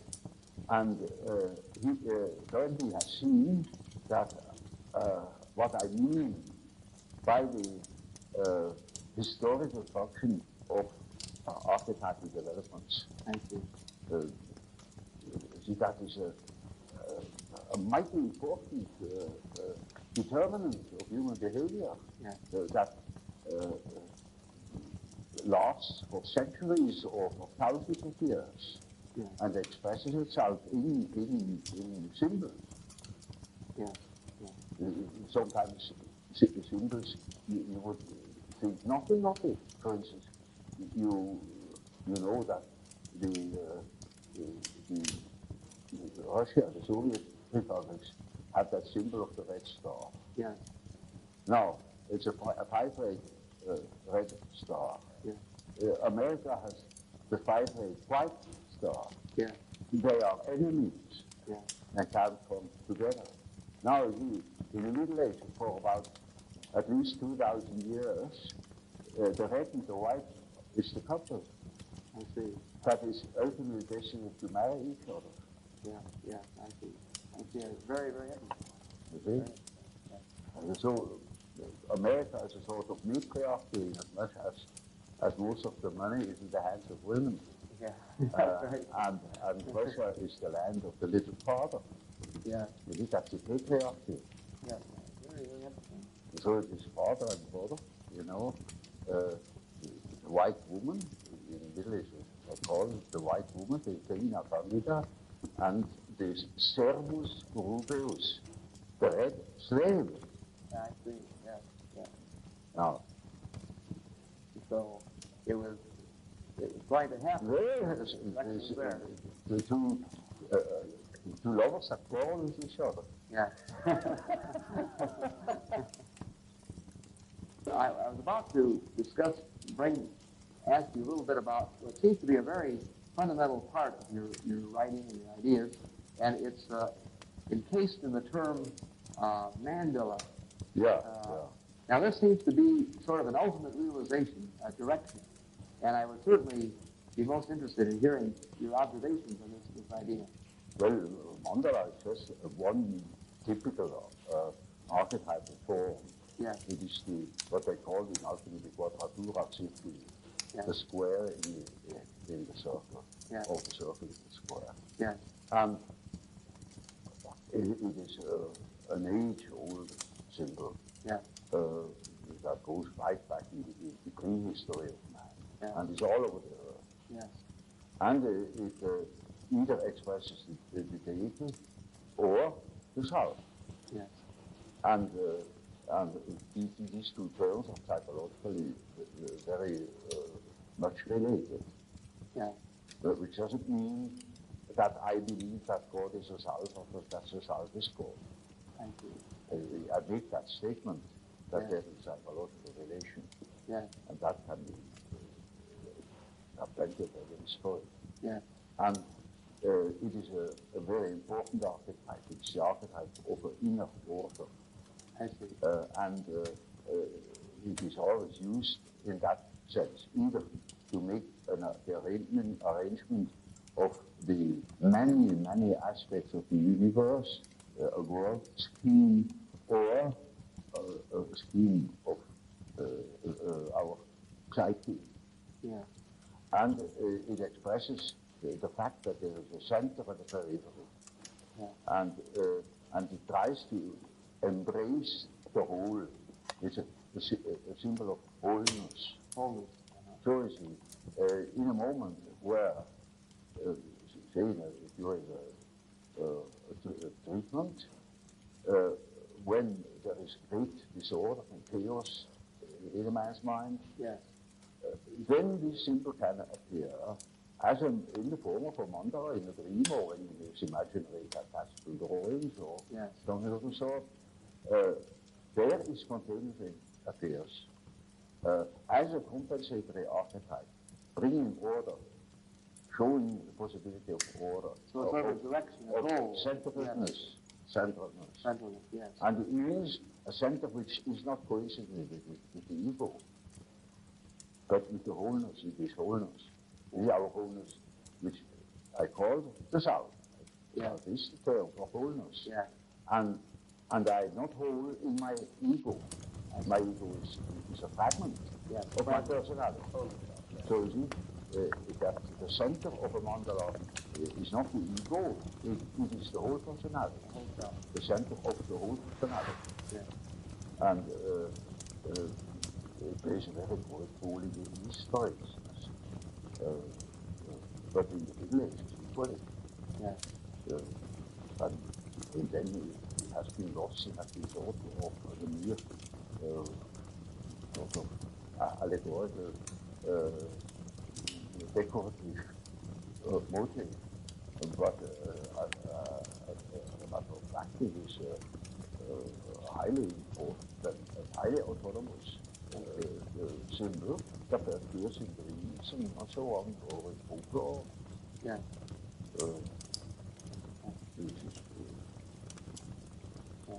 One could easily say that it's the main archetype. Yeah. Now, and speaking of this totality that you say is sort of unified in the self, and of course, as you suggested here, that the mandala is a very important archetype symbolizing this balance, I believe, as you alluded to here. Of course, sometimes we try in psychology to start from whatever totality does exist in the individual and try to sort of look into underlying motivation. And we have recently used a great deal of certain types of testing that we call projective tests. And as you've already suggested, and we all know, of course, very well, that you certainly played a major role in developing this point of view with your word association method. Mm-hmm. And of course, to a great degree, another very interesting development, of course, in about 1922, Hermann Rorschach developed his ink blot or Rorschach test. Now, first of all, to even talk a little bit more about word associated, of course, we talked a little bit about it already. We heard you comment on it. Would you like to, if you could here, perhaps get into it in a little bit more detail? Now, first of all, what are the ingredients of the word association test? What is involved in the use of it? You mean the practical Yes, use the of practical it? use of it, yes. Oh, well, you see, in the beginning, when I was a young man, of course, I was completely disoriented with patients. I didn't know where to begin or what to say. Yes, yes. And the association I found has given me a chance to offer access to their unconscious. Yes. I learned about the things that did not tell me. Yeah. And I got a deep insight into the things they did not know. Yeah. And they discovered many things. Now, would you say that from responses, and as you say, complexes and sort of emotional blocks, was the main of thing. course, this word complex, I know, is a Yes, word that that the is- originator is used very widely now.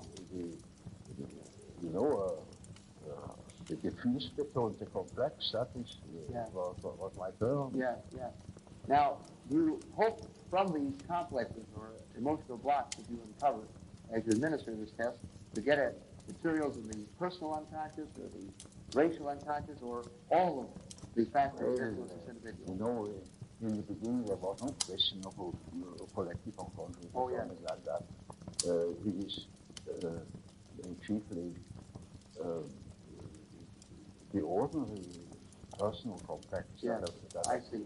You weren't expecting to get into such depth. Among hundreds of complex associations, there might appear an archetypal element, but that wouldn't show possible. Yeah.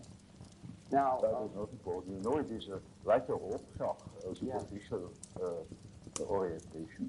Yeah. You knew Herman Rorschach, I believe, did you not? No, he has circumvented me as much as possible. Yeah. But did you get to know him personally? No, you did not. You did not. Yes.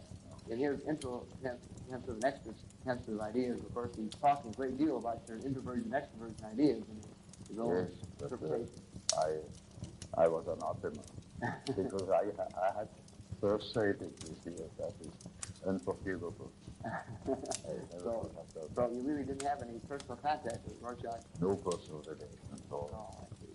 Are you familiar with his test? Have you seen his test, the Rorschach test? Yes. Yes. But I never applied it. You never applied it? Because later on, of course, I didn't apply the association test anymore because it wasn't necessary. Yeah. I learned what I had to learn, but for the exact examination of psychic reactions, I think it is a very excellent thing. Yeah.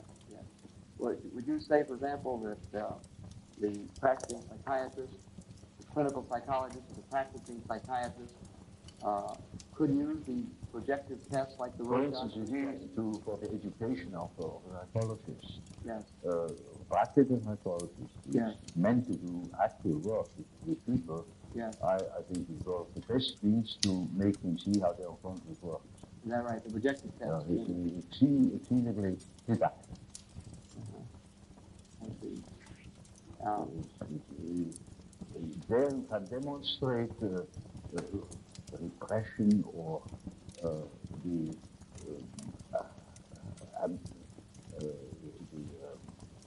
amnestic phenomena, the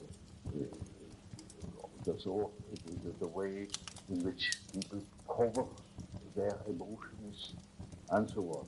Yeah. It is like an ordinary conversation, but seen and measured in its principles. Yeah. And that makes it so interesting. Yeah. You observe all the things you observe in a conversation. Yeah. For instance, you ask people something, you discuss certain things, and you observe little hesitations, mistakes in speech, certain tests. All that comes to the forefront in the and measurable, in the experiment. And so it is. I think I don't overrate the didactic value of it. I think very highly of it. Yeah. Yes, and we still use it in the education of young aliens. Yeah. Use it. Oh, you see, for instance, if I had a case that doesn't want to talk, I can make it an experiment, and I find out a lot of things through the experiment.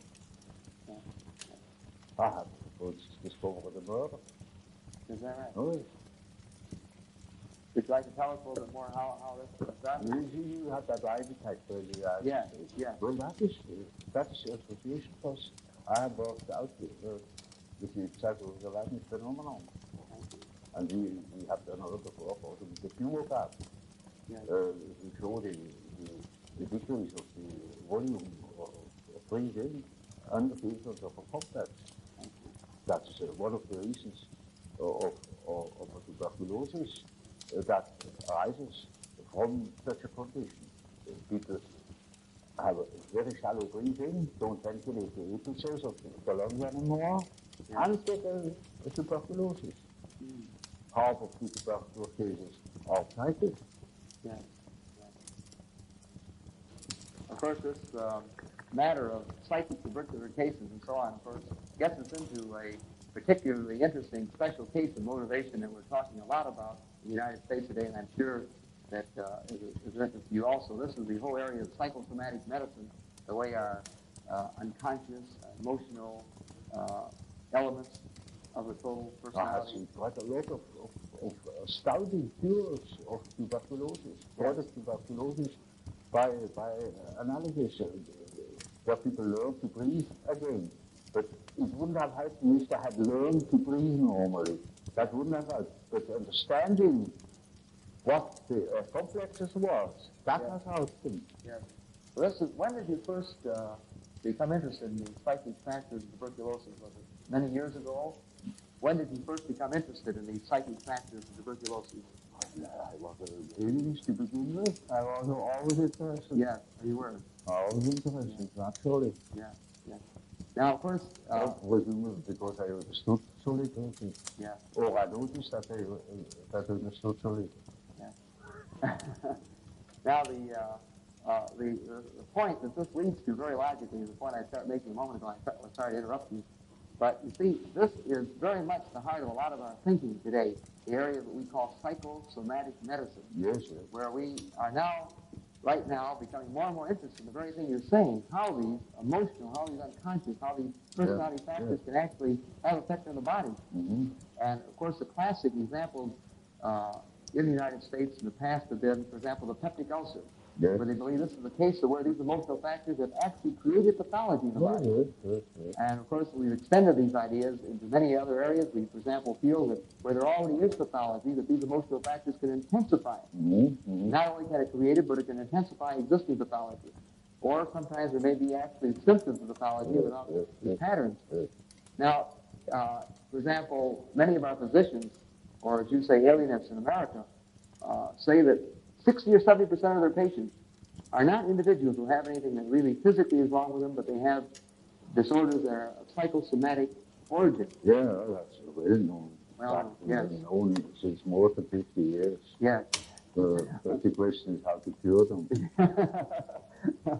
Now, what is the, speaking of these psychosomatic disturbances, and as you say, tuberculosis would be one example, and we are now, of course, very interested in further research in this matter in the United States, and for that matter, in other parts of the world. Do you have any ideas as to why the patient selects this type of symptom for a problem? Why does he show his problem? He doesn't select them. He doesn't select Happen them. to him. It happened to him. Now, you could ask us as well, when you are eaten by a crocodile, how you happen to select that crocodile. yeah. Now, It hasn't selected you. yeah. Now, of course, we mean this in the sense that unconsciously, why is selected? No, not even unconsciously. Yeah. You know, you don't believe that there's any way of tracing any personality of the individual, a reason why he must. You see, that is an extraordinary exaggeration of the importance of the subject. I see. As if we were choosing such things. Even unconsciously. They get him. Yeah. Even unconsciously, there isn't this degree of free will. Yeah, I see. Now, in the whole matter of psychosomatic medicine, they have now, for example, very recently hinted that cancer may have psychosomatic involvement. This doesn't surprise you that Not at all. I mean, all these things alone, you know. and That 50 years ago, we already had these cases, you know, ulcers of the stomach, tuberculosis, chronic arthritis, skin diseases. yeah, All psychogenous under certain conditions. yeah, and even cancer. The fact that cancer may have Well, you see, I couldn't swear. But I have seen cases where I thought now I should wonder whether there was not a psychogenic reason for that particular age. It came too convenient. too convenient. Yeah. And so some of the studies that, for example, in the United States show that, for example, Jewish women practically never get cancer in the vaginal region. Yes. We're more often to get cancer, say, in the breast region, Yes. as one example. Yes. And many things can be found out about cancer, I'm sure. You see, to us, it was always a question how to treat these things. And anything is possible. Every disease has a psychological accompaniment. yeah, And it all depends, perhaps life depends upon it, whether you treat such a patient psychologically in the proper way or not. yeah, That can help tremendously. yeah, Even if you cannot prove in the least that the disease itself is psychogenic. yeah, Or you can have an infectious disease in a certain moment of a psychical ailment or predicament. yeah, Because you're particularly accessible to an infection. yeah, Because angina is such a difficult psychological disease. yeah, yeah, Yet it is not psychological in its physical position. yeah, yeah, It's just an infection. yeah, But why then? Well, it was a psychological moment. yeah, yeah. And you see, when it is established and there's high fever and an abscess, you cannot cure it by psychology. Yeah, yeah. Yet, it's quite possible that you can avoid it by a proper psychological attitude. Yeah, yeah. So all this interest in psychosomatic medicine is pretty old stuff to you. You've been collecting this for a long time. These are known here long ago. Yeah, yeah. And so you're not at all surprised with the new developments. Well, for instance, yeah, with the toxic aspect of schizophrenia. yeah, I have published it 50 years ago. yeah, Just 50 years ago. yeah, Now the one to discover. yeah. You see, you are far ahead in America with technological things, but in psychological matters, in such things, you're 50 years back. Yeah. If you don't understand it, that's a fact. I'm sorry, you see, I don't want to tell you as a general collective statement. Yeah. You simply are not yet aware of what there is. Yeah. There are plenty more things than people have an idea of. I told you that case of that Russian who didn't even know what a horoscope was from. He thought it was illustration. You see, everyone who says that I'm a mystic, you know, is just an idiot. Well, He doesn't understand the first word of psychology. Well, Professor Jung, in our several interesting discussions so far, a great deal of our talk has been some of the very fundamental aspects of your theories and writing, and of course, the purpose in getting some of your reactions to these fundamental ideas was so that our students, many of whom will not have an opportunity to study a great deal of your work, might sort of be introduced to some of your ideas from you personally, which of course is probably the best way they possibly could be. Now, of course, as one looks over your work, one is impressed with a much broader scope, of course. The just the beginning fundamental outline of a theory of personality. Well, of course, when you study human psychology, you can't help noticing that man's psychology doesn't only consist of the ramifications of instinct in his behavior. These instincts are not the only determinants. There are many other, and the study of man from his biological aspect only is by far insufficient to understand human psychology. It is absolutely necessary that you study man also in his social and general environments. Yes. And so you have to consider, for instance, the fact that there are different kinds of society, different kinds of nations, different traditions, and to that purpose it is absolutely necessary that one treats the problem of the human psyche from many standpoints, and each is a most considerable task, naturally. Thus, when I, after my association experiments, when I realized that there is obviously an unconscious, the question arose, now, what is this unconscious?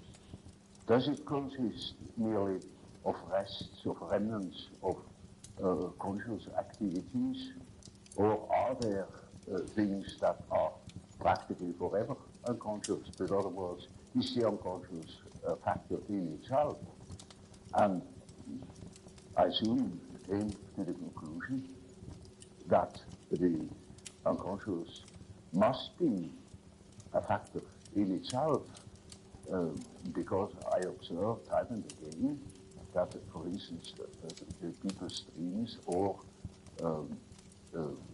schizophrenic patients' delusions, fantasies, contain the motives which they couldn't possibly have acquired in our surroundings.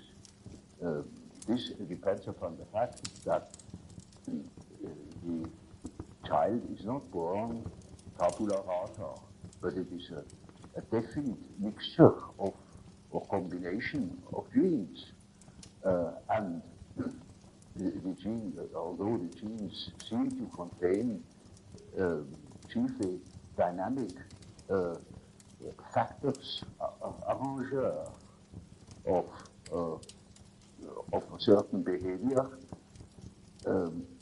they have a tremendous importance also for the arrangement of the psyche. The psyche too, inasmuch as it appears naturally. Before it appears, you cannot study it, but as much as it appears, it has certain qualities, it has a certain character, and that needs must depend upon the elements born in the child. So, factors determining human behavior are born with the child and determine its further development. Now that is one side of the picture. The other side of the picture is the individual lives in connection with others in certain definite surroundings that will influence the given combination of qualities.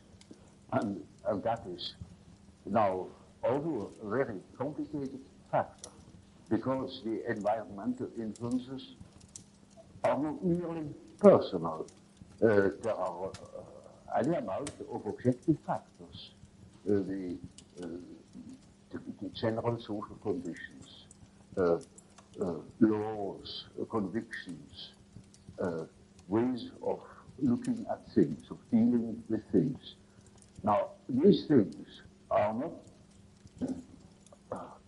of an arbitrary character. They are historical. There are historical reasons why things are as they are.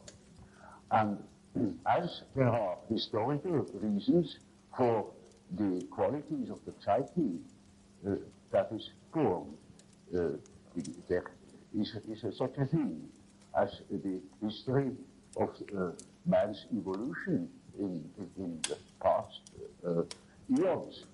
And that shows that a real understanding of the psyche must consist in the elucidation of the history of the human race, history of the mind, for instance, as of the biological, that there's the biological data. So when I wrote my first book concerning the psychology of the unconscious, I already had formed a certain idea of the nature of the unconscious. To me, it was then a living remnant of the original history of man, living in his surroundings. A very complicated picture. And my material then, my empirical material, was formed chiefly by index, by cases of schizophrenia. And there I had observed that there are, chiefly in the beginning of a disease, invasions of fantasies into conscious life, fantasies of an entirely unexpected sort, most bewildering to the patient. He gets quite confused by these ideas, and he gets into a sort of panic because he never before has thought such things, that they are quite strange to him, and even strange to his physician. The alien is equally confounded by the peculiar character of those fantasies. Yes. And therefore one says that man is crazy. Crazy to think such things. Nobody thinks such things. And the patient agrees in a way with him. He would at least agree, or he doesn't even agree. And all the more he gets into a panic. So, as an alienist, I thought it to be really the task for psychiatry to elucidate that thing that broke into consciousness, these voices, these delusions. And in those days, that is, mind you, more than 40 years ago, or almost 50 years ago, I had no hope to be able to treat these cases or to be able to help them. But I had a very great scientific curiosity, and I wanted to know what these things really were, because I thought that these things had a system. They were not merely chaotic, decayed material, because there was too much self in those fantasies. So what I did then was I studied cases of psychogenic diseases like hysteria, hysteric somnambulism, and such things, where the content that came from the unconscious were in a readable condition, in an understandable condition. And then I saw that, in contradistinction to the schizophrenics, the mental contents of hysterics were of a humanly understandable character. They were even elaborate, dramatic, suggestive, insinuating, so one could make out a second personality. Now, this is not the case in schizophrenia. There, the fantasies, on the contrary, are unsystematic, chaotic, and you cannot make out a proper second personality. Apart from rare cases of a complicated nature. Now, I knew of psychopathic cases, just in between the balance between schizophrenia and hysteria, where ideas came up, delusions that were not exactly hysterical, because they were singularly difficult to understand. It was sort of strange eruptions, and I thought that these cases could give me a better understanding. So I took the opportunity when Professor Jung, the old professor of psychology and philosophy at the University of Geneva, when he published a case of an American girl who had bestowed upon him a series of half-poetic and romantic fantasies. He published that material without commenting on them. He gave it as an example of creative imagination. Now, when I read those fantasies, I saw this is exactly the material. And I was always a bit afraid when that people, when I tell of my personal experiences with patients, that they would say, oh, this is so merely suggestion, Yeah. I took that case because I surely had no hand in it. It was old Professor Brewer, an authority. He was a friend of William James. I knew him personally, a fine old man. And he certainly wouldn't be accused of, having influenced the patient. Yeah. And that is the reason why I analyzed these fantasies, and that that case became the object of a whole book called The Psychology of Consciousness. It is called now Symbolism of Transformation. Yes. And I have revised it after 40 years immediately, because it was in the first attempt. Yes. And there I tried to show that there is a sort of unconscious, I then simply called it the unconscious, that clearly produces things which are historical and not personal. Yes. It was mythological material of the nature of which wasn't understood, neither by Professor Brewer nor by the patient. And there I tried for the first time to produce a picture of the functioning of the unconscious, a functioning which allowed certain conclusions as to the nature of the unconscious. Then, after I had written that book, that cost me my friendship with Freud because he wouldn't accept it. To him, the unconscious was a product of consciousness, and it simply contained the remnants.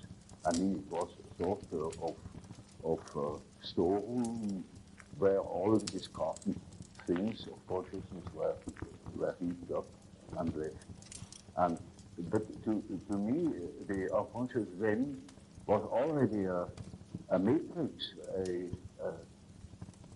a sort of basis of consciousness of a creative nature, namely capable of autonomous acts, autonomous intrusions into consciousness. Yes. In other words, I took the existence of the unconscious for a real fact, or for a real autonomous factor capable of independent action. Yes. And now that was a problem, a psychological problem of the very first order. And that made me think and feel, because the whole of philosophy nowadays has not yet recognized this fact, that we have a counter actor in our unconscious, that in our psyche there are two. Consciousness is one factor, and there is another factor, equally important, that is the unconscious, that can interfere with consciousness anytime it pleases. And of course, I say to myself now, this is very uncomfortable, because I think I am the only master in my house, but I must admit that there is another somebody in that house that can play tricks. And I had to deal with the unfortunate victims of that interference every day in my patients. So the next thing I wrote was in 1918, namely a disquisition about the relations between the ego and the unconscious, where I tried to formulate the experiences that are more or less regularly observable in cases where consciousness is exposed to unconscious data, or interferences or intrusions, where the unconscious is considered as an autonomous factor that has to be taken seriously, where one doesn't say anymore or undervalue the unconscious by assuming it is nothing but a discarded remnant of consciousness. It is a factor in its own dignity, and a very important factor, because it can create the most horrible disturbances. Now, when that was a pamphlet I wrote, it was published in French, and nobody understood it. I saw that the reason why nobody understands it is that while nobody has a similar experience, because the question hasn't been pursued to such an end, namely that one has taken the unconscious seriously and considered it as a real factor that can determine human behavior to a very considerable degree. Do you think that the humanities are important for the individual who wants to study the individual? One doesn't see what an education without humanities is doing to man. He loses the connection with his family, as it were. That means with the whole stem, the tribe, the connection with the past, that he lives in that in which man always has lived. Man has always lived in the myth.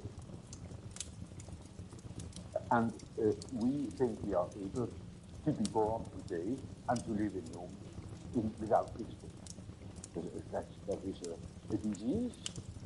That's absolutely abnormal, because man is not born every day. He is once born in a specific historical setting with the specific historical qualities, and therefore he is only complete when he has a relation to these things. It's just as if you were born without eyes and ears, when you are growing up with no connection with the past. From with the sample of natural science, you need no connection with the past. You can wipe it out. Yeah. Yeah. And that is a mutilation of the human being. Now I saw from a practical experience that this kind of proceeding had a most extraordinary therapeutical effect.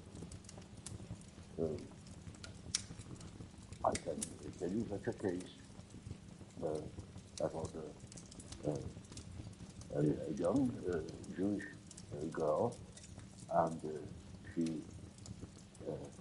her father was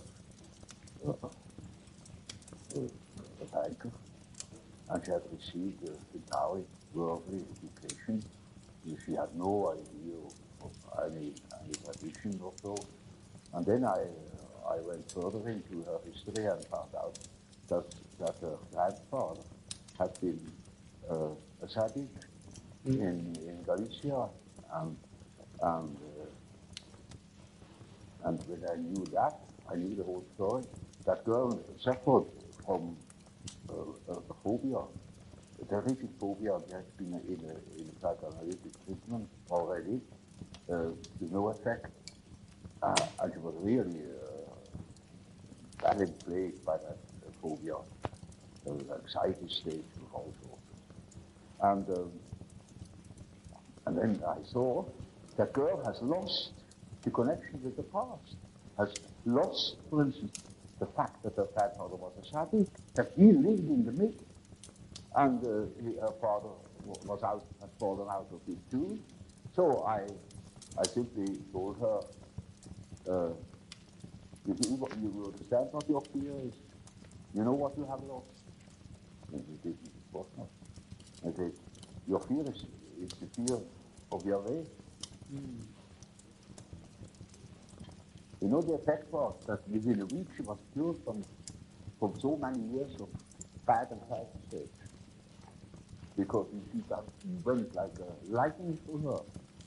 But I only could say it because I knew that she is absolutely lost.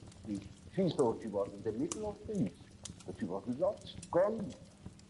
Made no sense. What is our existence, you know, when we are just average numbers, you know. The more you make people to average numbers, the more you destroy our society. The ideal state is then a slave state. Then you can go to Russia. There is wonderful. There you can be a number, but one pays it very dearly. Our whole life goes to places. And so we have plenty of cases of a similar kind. And that has naturally led me on to a profound study of the archetype. So, Professor Jung, so you began to see, in a sense, your typology led to a sort of a theory of the psychology of opposites, that the conscious would reveal one side of a type, and the unconscious would be the other side. Yeah. And that this would be a very important way, then, of helping you to analyze and understand the individual. Oh, yeah, mostly it is quite, from a practical point of view, quite important. Well, the point I wanted to elucidate is, you know, in analyzing a patient, you make typical experiences. Namely, there is a sort of typical way in which the integration of consciousness takes place. Namely, the average way is that through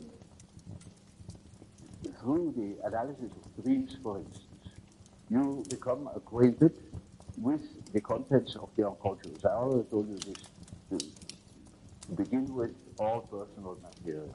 Yeah.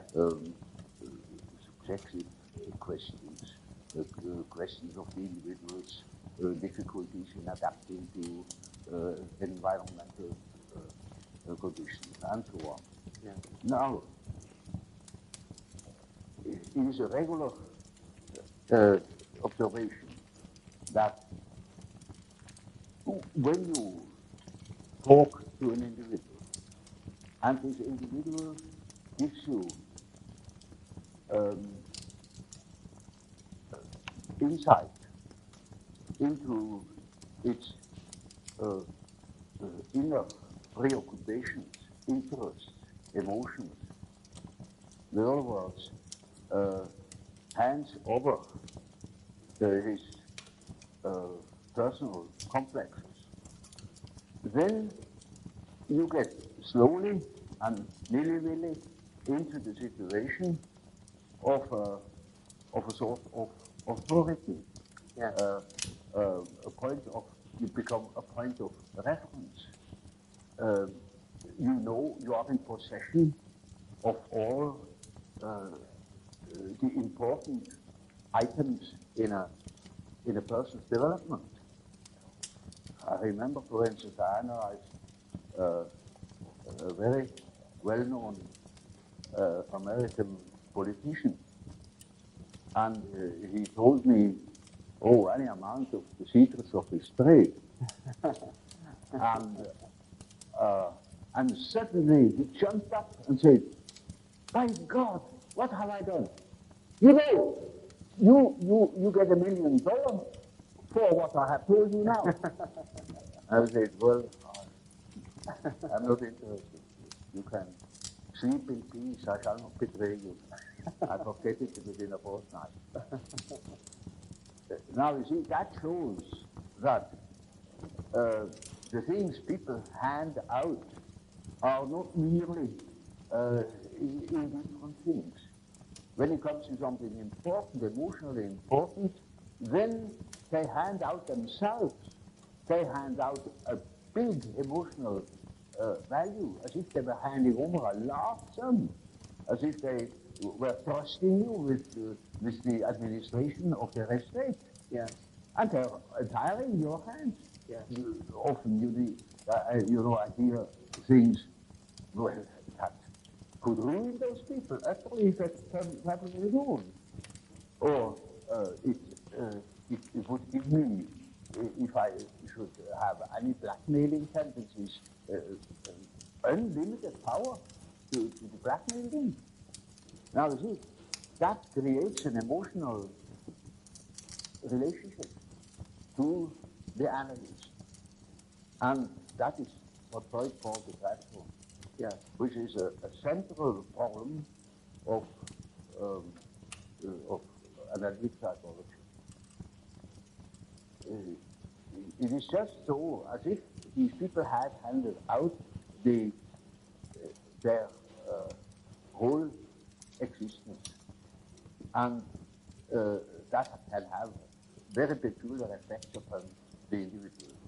Either they hate you for it or they love you for it, but you are not indifferent to them.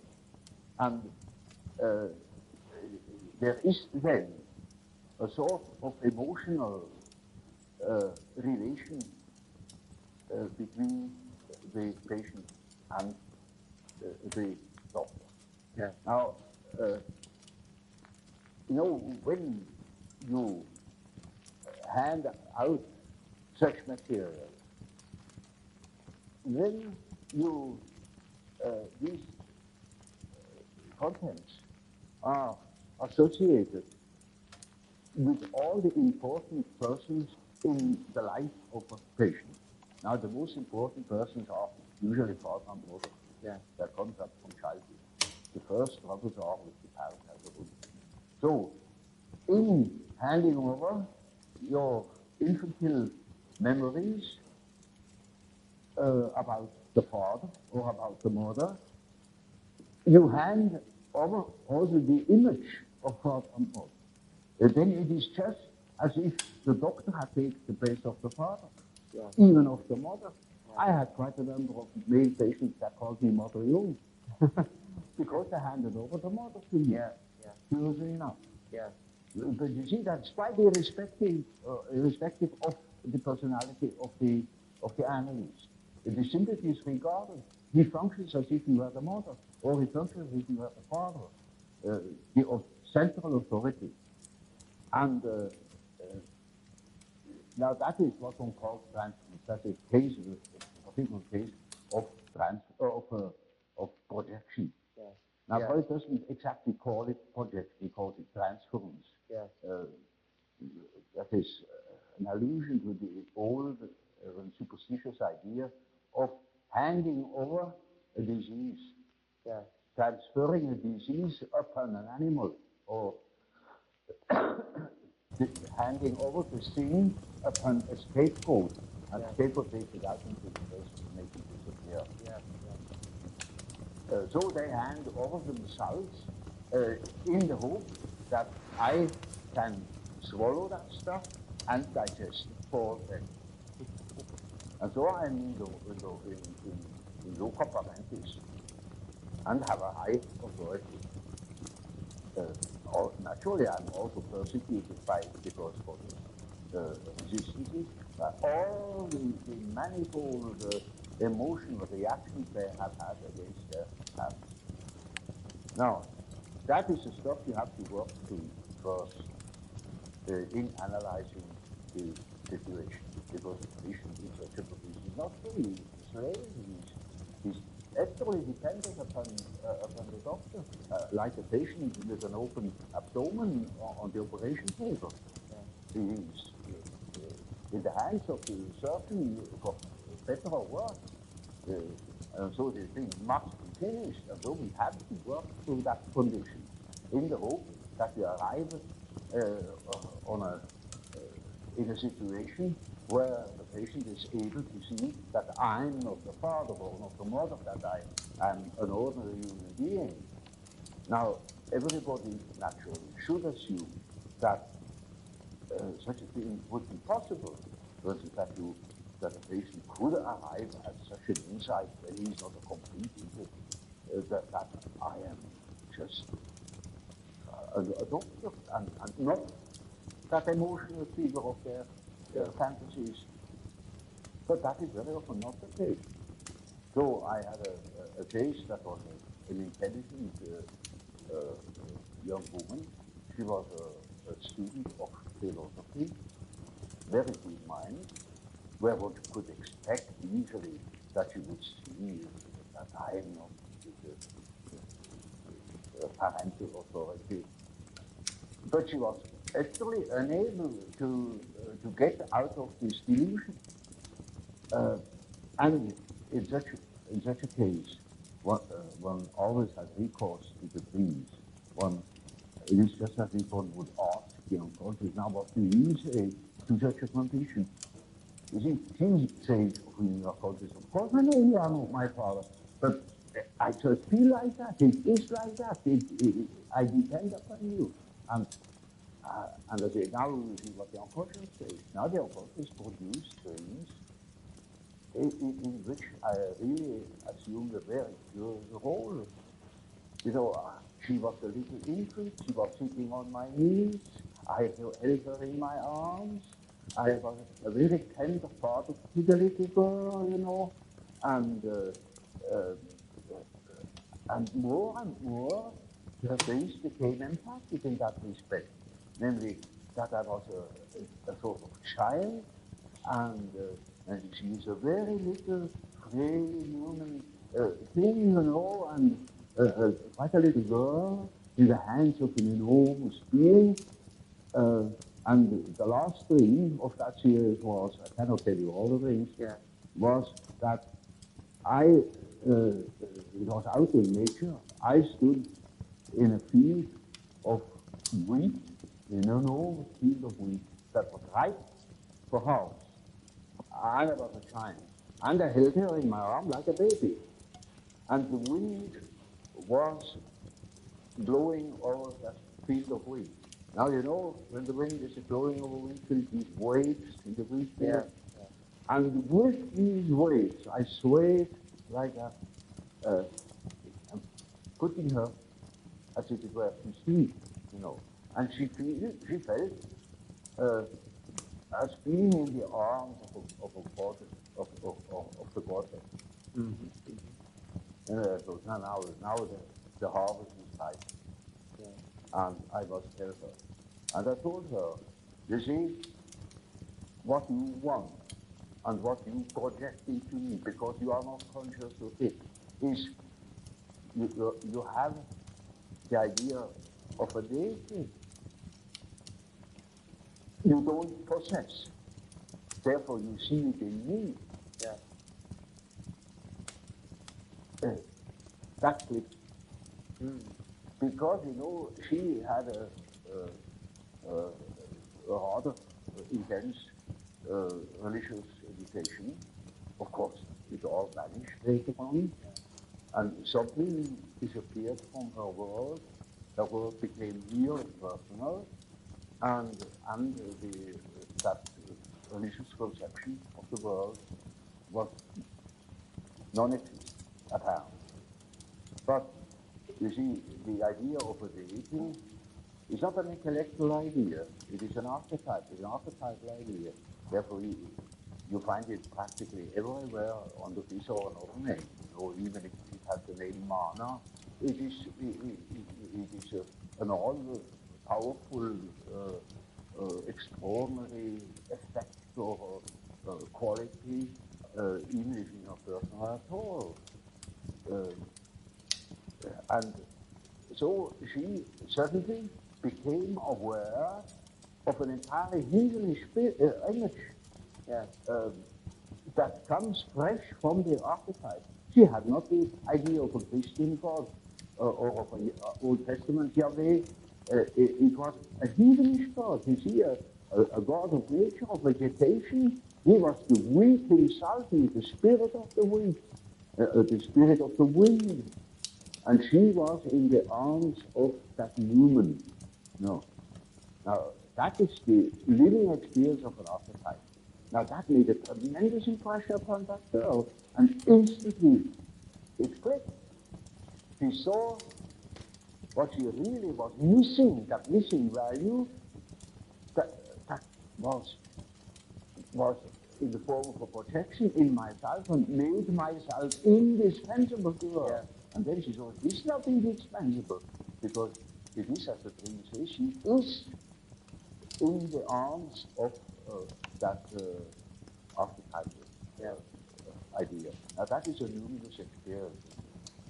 And that is the thing that people are looking for. An archetypal experience that gives them an incorruptible value. You see, they depend upon other conditions. They depend upon their desires, their ambitions, depend upon other people, because they have no value in themselves. They have nothing in themselves. They are only rational, and they are not in the possession of a treasure that would make them independent. But when that girl can hold that experience, then she doesn't depend anymore. She cannot depend anymore, because that value is in herself. And that is a sort of liberation. Yeah. And that is, of course, makes her complete, in as much as she can realize such a luminous experience, she is able to continue her path, her way, her individuation. The acorn can become an oak and not a donkey. Nature will take her course. She will become that which she is from the beginning. Now, having seen such cases, quite a number of such cases, that of course has given me a motive to study the archetypes, because I began to see that the structure of what I then call the collective of cultures is really a sort of agglomeration of such typical images, of which each has a luminous quality, you know. The archetypes are at the same time dynamic. They are instinctual images that are not intellectually invented.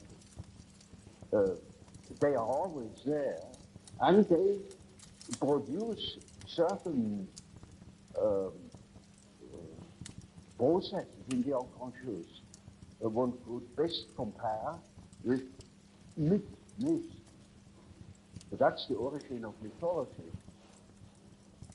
Now, having seen such cases, quite a number of such cases,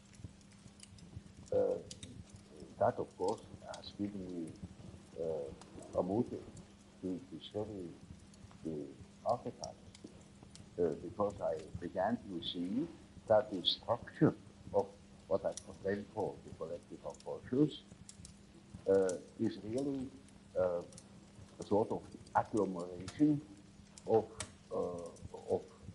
such typical images, of which each has a luminous quality, you know. The archetypes are at the same time dynamic. They are instinctual images that are not intellectually invented. They are always there, and they produce certain processes in the unconscious one could best compare with myth.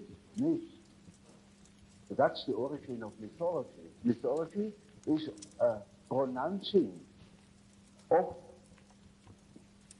series of images that formulate the life of archetypes.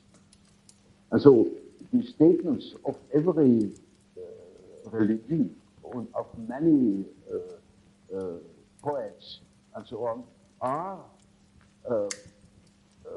statements about the inner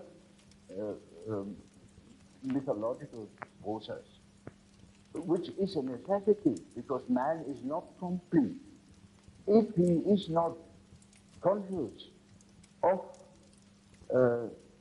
that aspect of things. So a man is not complete when he lives in a world of statistical truth. He must live in a world of his biological truth. That is his biological truth. That is not mere statistics. It is the expression of what he really is, as what he feels himself. So somebody without the mythology is merely an effect of statistics, as it were, the average phenomenon. And while the truth is the carriers of life are individuals, not average numbers. Yes. Yet our natural science makes everything to an average, reduces everything to an average, and of course, all the individual qualities are wiped out. That, of course, is most unbecoming. It is unhygienic. It deprives people of their specific values, where they are individuals. It deprives them of the most important experiences of their life, where they experience their own values. The creative background of their personality. I think the trouble is that nobody understands these things about. It's quite strange. Do you think that the humanities are important for the individual who wants to study the individual? One doesn't see what an education without humanities is doing to man. Yeah. He loses the connection with his family, as it were. That means with the whole stem, the tribe, the connection with the past, that he lives in that in which man always has lived. Man has always lived in the midst. And we think we are able to be born today and to live in no without history. That is a disease. That's absolutely abnormal, because man is not born every day. He is once born in a specific historical setting with specific historical qualities, and therefore he is only complete when he has a relation to these things. It's just as if you were born without eyes and ears. When you are growing up with no connection with the past. From with the setting of natural science, you need no connection with the past. You can wipe it out. Yes. Yes. And that is a mutilation of the human being. Now I saw from my practical experience that this kind of proceeding has a most extraordinary therapeutical effect. I can tell you such a case. That was a young Jewish girl, and her father was a banker, and she had received entirely worldly education. She had no idea of any tradition or so. And then I went further into her history and found out that her grandfather had been a Sadiq in Galicia, and when I knew that, I knew the whole story. That girl suffered from a phobia, a terrific phobia. She has been in a psychoanalytic treatment already, with no effect, and she was really badly plagued by that phobia, anxiety states also.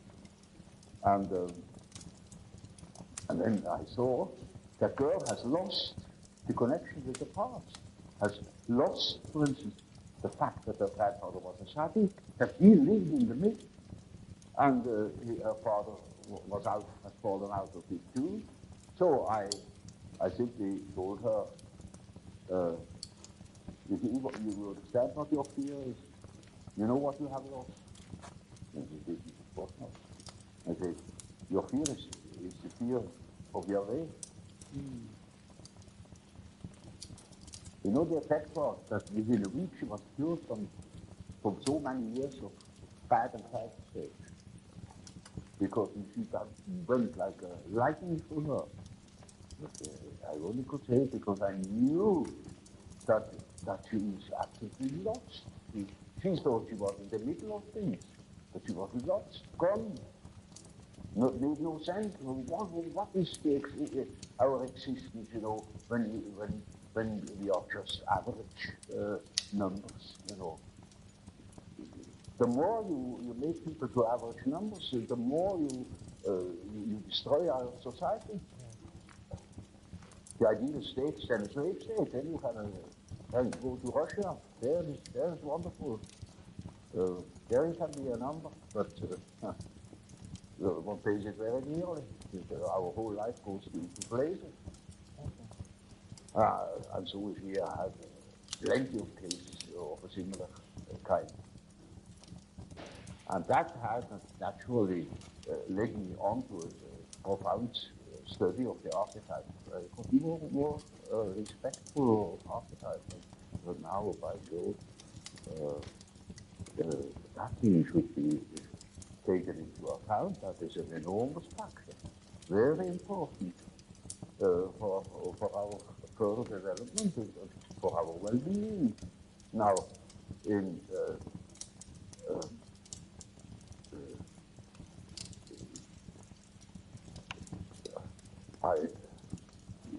it was of course difficult to know where to begin, because this is such an enormously extended field, and the next question I asked myself was, Now, where in the world has anybody been busy with that problem? And nobody, except a peculiar spiritual movement that went together with the beginnings of Christianity, namely the Gnostics. And that was the first thing I stated, that they were concerned with the problem of archetypes and made a peculiar philosophy of it. As everybody makes a peculiar philosophy of it when he comes across it naively and doesn't know that those are structural elements of the unconscious psyche. Now they have lived in the first, second, and third century, and what was in between? Nothing. And now, today, we certainly fall into that hole and are confronted by the problems of the collective unconscious, which were then the same in 2000 years ago, and we are not prepared to meet that problem. I was always looking for something in between, you know, something that linked that remote part with the present moment, and I found, to my amazement, it is alchemy. That is perceived to be a history of chemistry. It is, one could almost say, nothing less than that. It is a peculiar spiritual movement or philosophical movement, I call myself philosopher, like Gnosticism. And then I read the whole classical literature, Latin and Greek services, because of enormous interest. It is the mental work of 1,700 years, in which there is stored up all that he could make out about the nature of the archetype in a peculiar way. That's true. It is not simple. And most of the texts are not published, no more published since the Middle Age. The last editions are in the middle or end of the 16th century, all in Latin, and some texts are in Greek, and not a few the important ones. Now, that has given me no end of work, but the result was most satisfactory because it showed me the development of our unconscious relations to the collective unconscious and the variations our consciousness has undergone. While being unconsciously concerned with these methodological images. For instance, such phenomena as in Hitler or so, you know, that's are psychical phenomena, and we've got to understand these things. It is just so as if a terrific epidemic of typhoid fever were breaking out, and we say, now this is typhoid fever. Isn't that a marvelous disease? It can take on enormous dimensions, and nobody knows anything about it. Nobody takes care of the water supply. Nobody thinks of examining the meat or something like that. One simply states that this is a phenomenon, yes, but one doesn't understand it. And to me, of course, it was an enormous problem because it is a factor that has determined the fate of millions of European people and of Americans. It is, nobody can deny that he has been influenced by the war. That's all he was doing, and that's all psychology, our foolish psychology. But the only come to an understanding of these things, when you understand the background from which it springs. So of course I cannot tell you in detail about alchemy. It is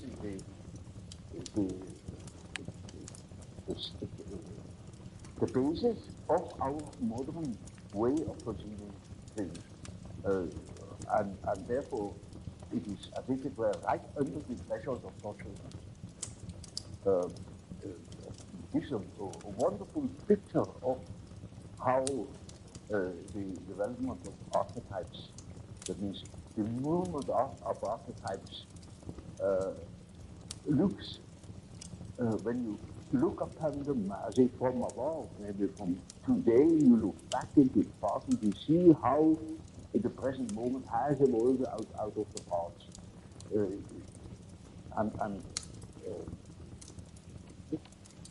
it is just as if the alchemistic philosophy, it sounds very curious. We should give it an entirely different name. It has a different name called hermetic philosophy, of course, that conveys just the term alchemy.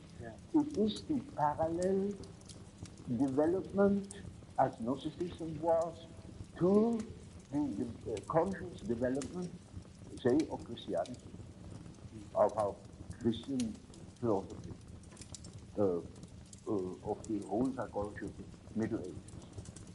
And so you see, in our days, we have such and such view of the world, such and such a philosophy,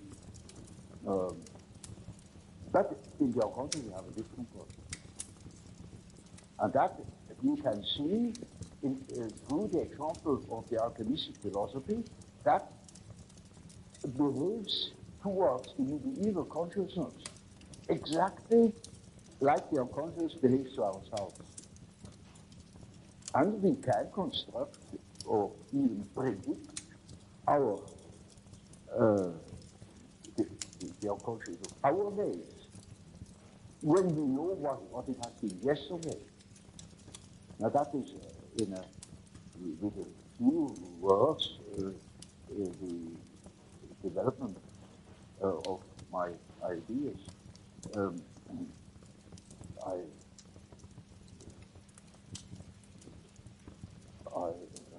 Without going into detail, I couldn't further Well, you've gone into great detail elsewhere, though, much of your writing, of course. Well, people have to read the books finally, in spite of the fact that they are thick. And we're hoping I'm sorry.